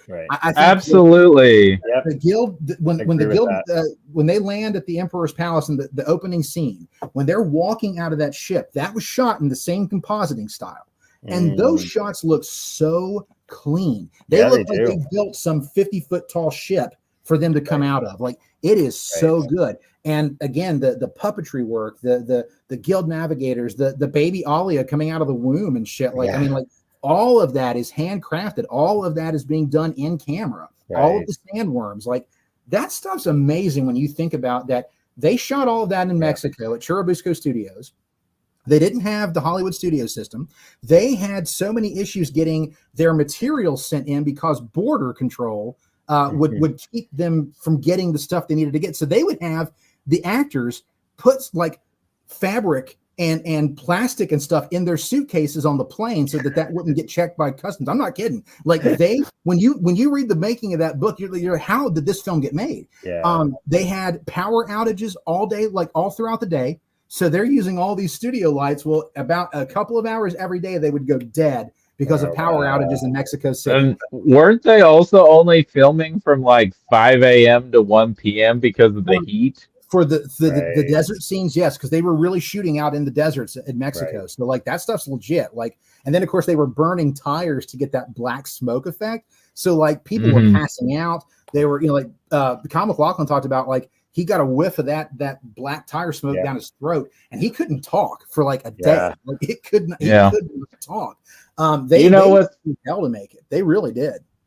With a movie like that and so many films from the 80s and the 90s and the 70s, like all these big productions of a lot of these infamous, famous flops or movies that were considered turkeys at the time. I wish I had a time machine and I could take these film critics from the 80s and transport them to the 2020s and then be like, look, at least these movies were trying to do something. Even Yeah. if you don't like it, at least there's something interesting on the screen because we have so many movies now that feel lazy in comparison. Well, we do. I mean, genre films have always suffered from, a respect sort of point of view, right? And yet, so many, like, there's so much richness in genre films, whether it's sci-fi or horror or fantasy, and I'm glad that we're sort of at an age now where we can appreciate that a lot more than maybe there was this time maybe when they just were, there were generations that just saw those films as being less than, and now we're at a point where, well, I'll say this, the hill that I will die on is that if David Cronenberg's 86 take of The Fly was released today, Jeff Goldblum and Gina Davis get Oscar nominations for their work in that film. I think the two of them are so incredible, especially Jeff Goldblum in that film, that they didn't get looked at for anything because everybody just saw it as a sci-fi gore movie, and it got nominated for visual effects and it won, which everybody kind of suspected that. But I'm like, the work that they put in is so genuine and so heartbreaking and so gut-wrenching that it's beyond a typical gore movie. It's beyond a sci-fi horror flick. It is a human film. Right. And that, to me, like, I will always say, like, that film is one that if it was released today, that gets the nominations that it should have gotten in 86. Genre films always get hurt, man. Like, it's like the thing about Toni Collette in Hereditary. Should have been an Academy Award nomination. So many great performances from horror. Like, I mean, Lupita for us should have been an Oscar nomination. So many great ones. Yeah. Like, you could but I mean, forever. There's one thing that David Lynch is doing in so many films of that era that are now that have cult followings. They're not boring. No. Right. Whether they're good or bad in your opinion, they're not boring films. That's 100%. Whereas, how many disposable blockbusters do we have now? Right. That you would say that was just a boring movie. That was just like nothing. Yeah. No, for sure. There's real spectacle to be had because we weren't spoiled yet of just like, we can do CGI with everything and you can just do whatever you want and it's fun. Like, you had to really figure out how to make that work in camera. You had to figure out how to make that work, post and editing. And so, like, when you look at a film like Dune, Lynch's Dune, I mean, just the next time you watch it, whenever that is, like, take the time and just like pause, and just look at the ornate sets. Look at the Emperor's throne room in particular is absolutely jaw-droppingly stunning. If you look at, like, even when they bring the guild, when they bring the navigator in, if you look above the door, you actually see engraved into the top of the door, science is law is the ultimate science. And I was just like, what a cool thing. Like, that's just there. Like, you don't even notice it if you're not looking for it, but it's there. There's so many little details that are just thrown in that film. And it's in every corner of that movie, there is something to look at. It's like a Terry Gilliam production. Every frame of Terry Gilliam's work, there is something going on. There's a wonderful documentary by him called The Hamster Effect. And if you've never seen the making of 12 Monkeys, there's a shot where there's a hamster wheel in a corner of a shot and the hamster wouldn't run. And he would not let that shot go until he got the hamster running because he's just that obsessive. And if you look at Lynch's Dune, there's a lot of things like that. There's just stuff going on in every little corner.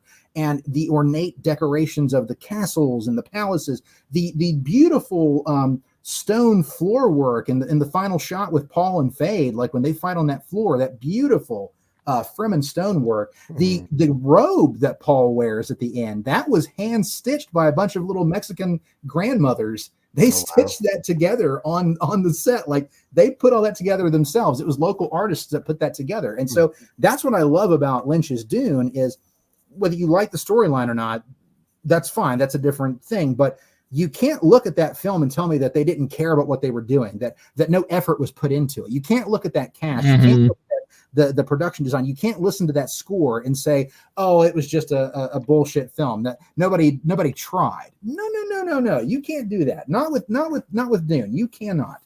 Well, I think we're lucky because there is the opportunity to revisit films from the past that maybe weren't received in the way one would have hoped or whatever, because of the different options for viewing older movies now, right? And that's Yes. why it drives me crazy that there's so many great older movies that are just not available to stream anywhere or to even purchase. And because it wasn't always that way. Like, you have to wait for there was an era where you had to wait for re-releases, or Oh, it yeah. was just gone, right? Maybe you'd see them on TV.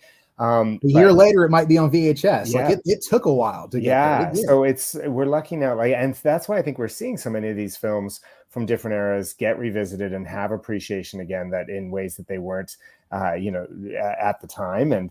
And Dune certainly benefits from that. I definitely think there's conversation out there about Lynch's Dune that is appreciate it. And as much as with my critiques of it or whatever, I still think it's a fascinating movie. And you're right, it's not boring. It's I get so much out of it when I watch it. And like I said, I even now prefer a longer edit of it. So I never would have guessed that. But it's we're lucky that I appreciate that we have that ability now to revisit some of these films in ways that, and appreciate them in ways that maybe we didn't always have the ability to do. Amen. It's really, if you're a film fan, like, the modern era is a pretty, like, it's kind of a cornucopia of goodness when you've got streaming and YouTube and of course movies being released in theaters. You've got wonderful companies like Arrow Video who put out that brilliant David Lynch's Dune set. You've got a Shout Factory, Vinegar Syndicate. Like, you've got some companies putting out films that would have normally never even had a release. And I love that we live in that era. Like, it's so cool that these films are getting rediscovered. And Dune, of course, is a big one for me because it's funny, as a kid, when I saw Dune, like, I didn't fully understand what I was watching, obviously. Right. I was 8, right? Right. But I could not take my eyes off of it. And that summer that it was on HBO, I watched it practically every time it came on. And I was as excited about that as I was Star Wars and The Last Starfighter and Star Trek. Like, I looked for every book I could find on Dune, every behind the scenes thing I could find, like any magazines. Like, there's a wonderful book on the making of Dune by Ed Nahot. I checked that out of my library God knows how many times. I was obsessed with it. It was just like nothing I'd ever seen before. And of course, it's funny that would, of course, be my real introduction to Lynch.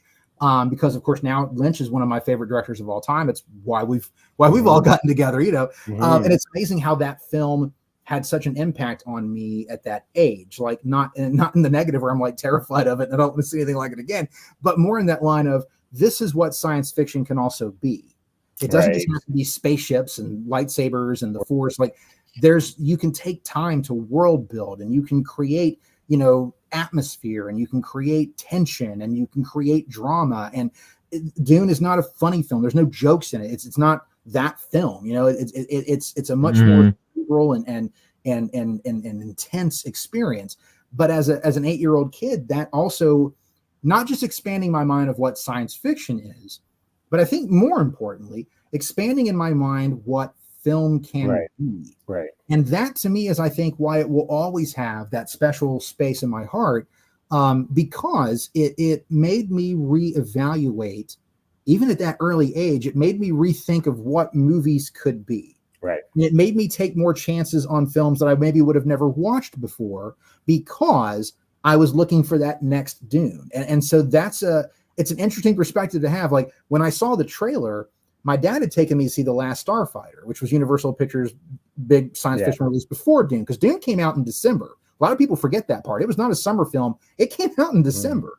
So I saw the trailer for it in front of The Last Starfighter, and it blew my mind. Like, I was telling everybody about it. I'm like, there's this crazy movie, and there's like these people got like these like things up their nose. I don't know if it's like a 2-headed worm or a snake or something, like, and then there's giant worms, and there's like all this, like, it blew my mind.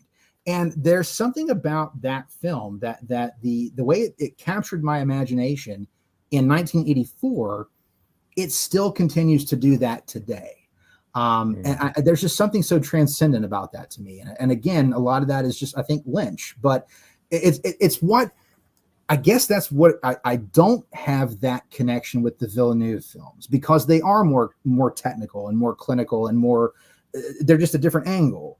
I still appreciate them, and I love that they exist, and I love that Villeneuve went so hard on it, and I love that he had a budget and the time to make the story that he wanted to make, and we're all better for it, because Dune will help shape the next generation of science fiction filmmakers for the better.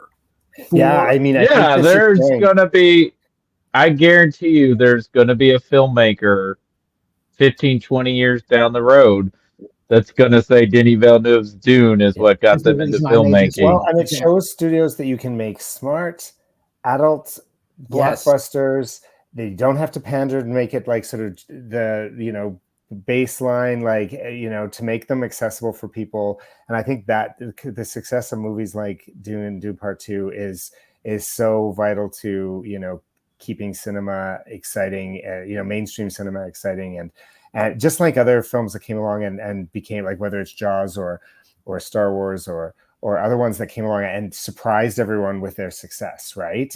That I think that really, you know, helps spawn more other films that might take more chances and be that. And some of them are going to fall and not be successful, but other ones will. And so it's the success of the new films, I think, is exciting for people who love smart films. I think it's great. It's going to give Villeneuve a blank check to do whatever he wants too. And that's the great thing about it is Villeneuve definitely will get to be able to make what he wants to make, you know, and if there's a director deserving of a blank check, it's definitely him. That dude's got a track record for me that I'm like, yeah, dude, let him make whatever the hell he wants to make. Like, well, I mean, he made Prisoners, Enemies, Sicario, Arrival, and Blade Runner 2049 back to back within 5 years. Yeah. Right. And man, Sicario, like, what an amazing film that is, man. So and not like, and they're not like, it's not like he's the kind of director where every one of his films, like, when you list that, you realize, wow, like, that's a very diverse list. Yes. Yeah. I mean, Prisoners is just an intense, you know, psychological drama. Like that, it's not big spectacle. It's not. It's well, and Enemies may be the closest thing to a David Lynch film that he's done. Yes. Mm-hmm. Arrival's pretty trippy though. Arrival gets weird. It gets weird. And I dig that. Yeah.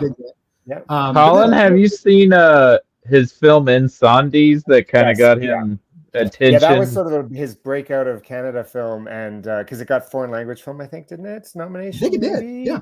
Or at least it's actually one of my least favorite of his, but I still appreciate a lot about it. But yeah, I know that's kind of what got him attention to make like movies. And sorry. Well, I like I said, for me, like what Villeneuve will do next will be exciting. You know, he definitely is bringing. He's definitely shown that he can do the spectacle, and we need that. We need that spectacle. We you know, some of my favorite directors bring the spectacle. I mean, Spielberg, Ridley Scott. You know, and they may not like him in Canada, but James Cameron, like that dude delivers for me almost 10 times out of 10. I mean, I'll just say this: Terminator, Aliens, Terminator 2. Yeah, no, for sure. I hard on James Cameron, but he's done some amazing work in some of my favorite films too. Like, there's no, I mean, it can, but we need the new generation. We need that next generation of spectacle directors is what we need. And like for me, I think we've got a few of them out there on the horizon. We do. Yeah. The other directors I'm most excited for are the Daniels, because Everything Everywhere All at Once is probably in my top 10 films of all time. I love that movie too. That is a genius level film, and it's, to me, like those guys and Villeneuve, like they are directors who have something to say, but they also are able to say it without pandering, and they're able to say it with spectacle.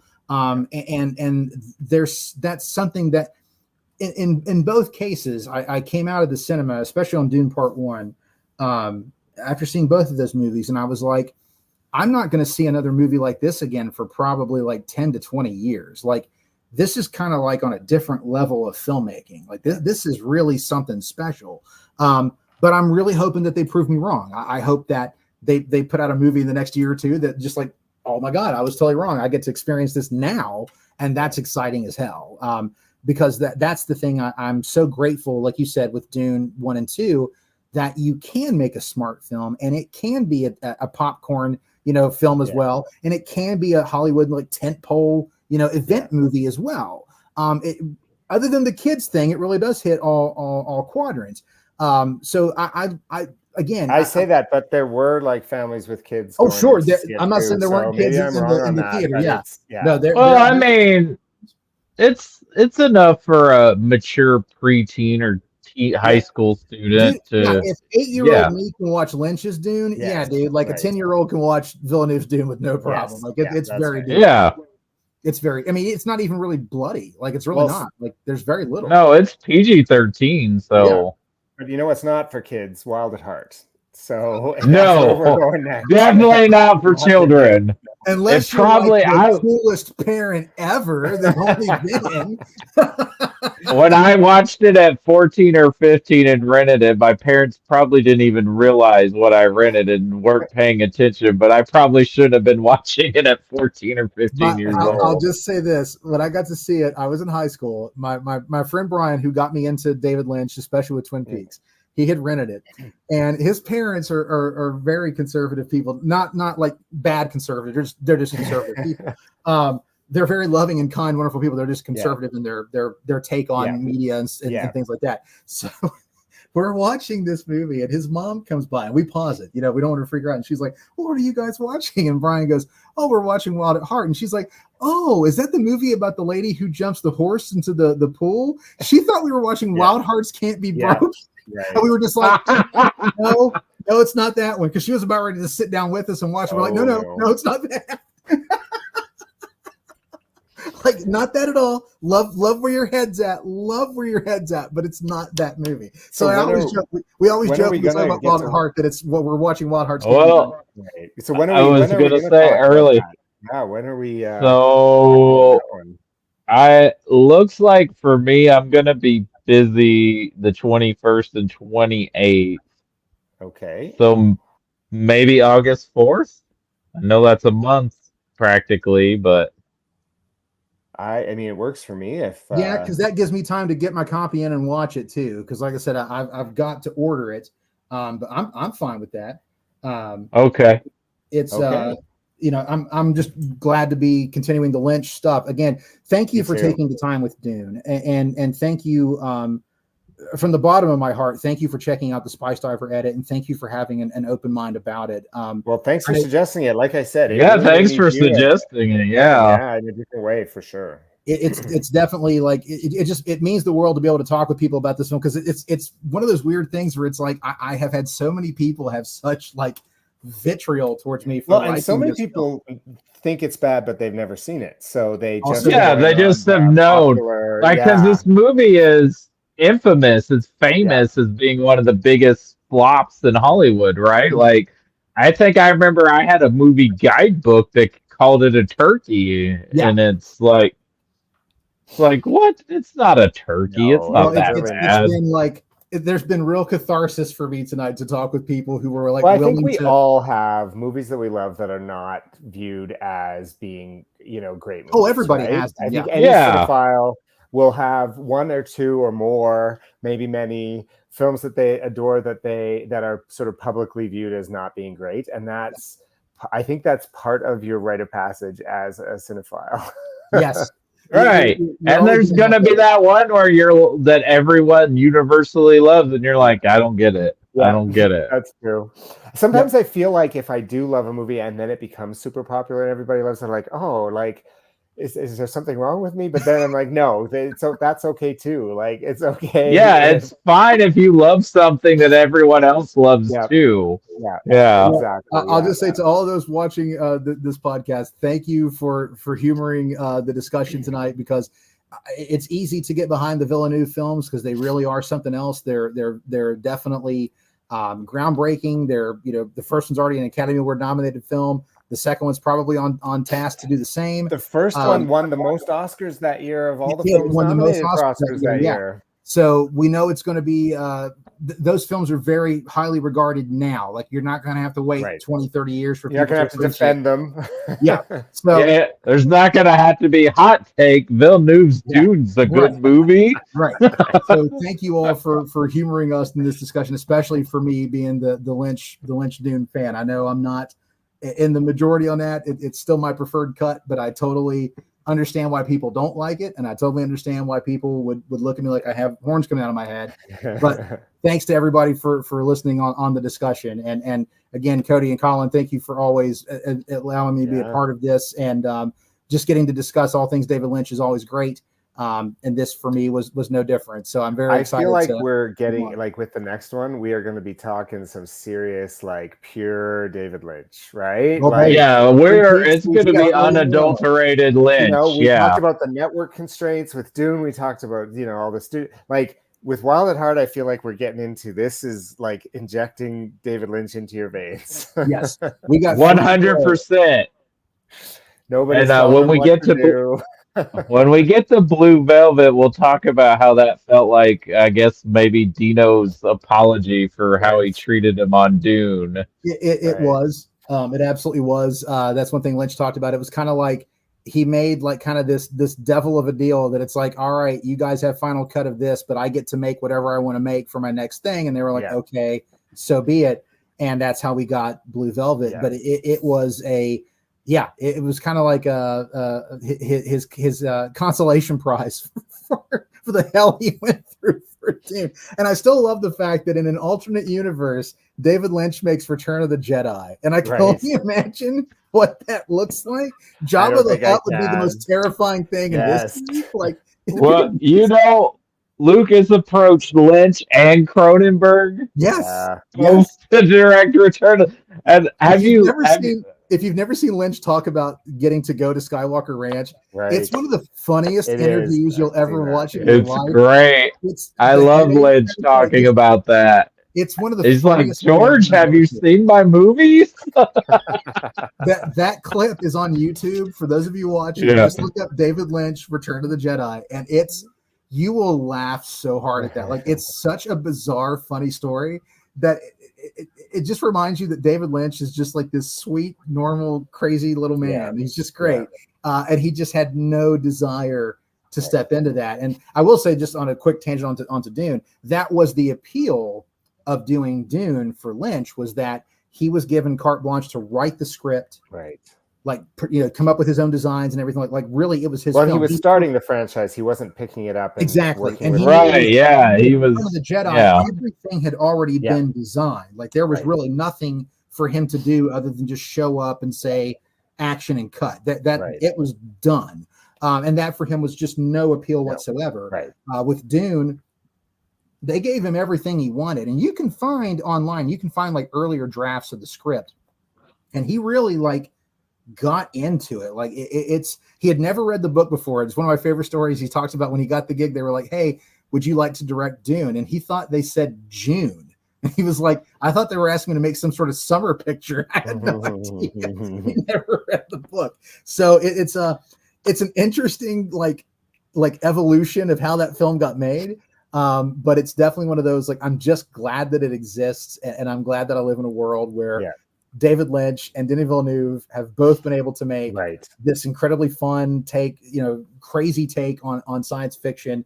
And as you said, Colin, we are all richer and better for it. So I'm definitely blessed to have been able to talk with you guys about both of these films tonight. Thank you all. And thanks Lisa, as always. who was phenomenal. It's so nice having her here. Bring her back on anytime. Yeah, it was great. Yeah, I'll be happy to have her. I was glad she came to talk about it, and I'm glad you guys, we're here. And I love both versions, so they're both great in my mind. You're my boy, Cody. You're my boy. And as always, talking with you guys about movies and Lynch movies specifically is always a dream. So thank you so much. And I can't wait to discuss Wild at Heart. I'm looking forward to watching it now. Yep. I'm eager. Yes. There's a lot. All right. Well, you guys have a great night. Kevin, I know it's late where you are, and y'all have a good week. Yes. Have a great July. We'll see you in August. See you in August. Yes. All right. Bye.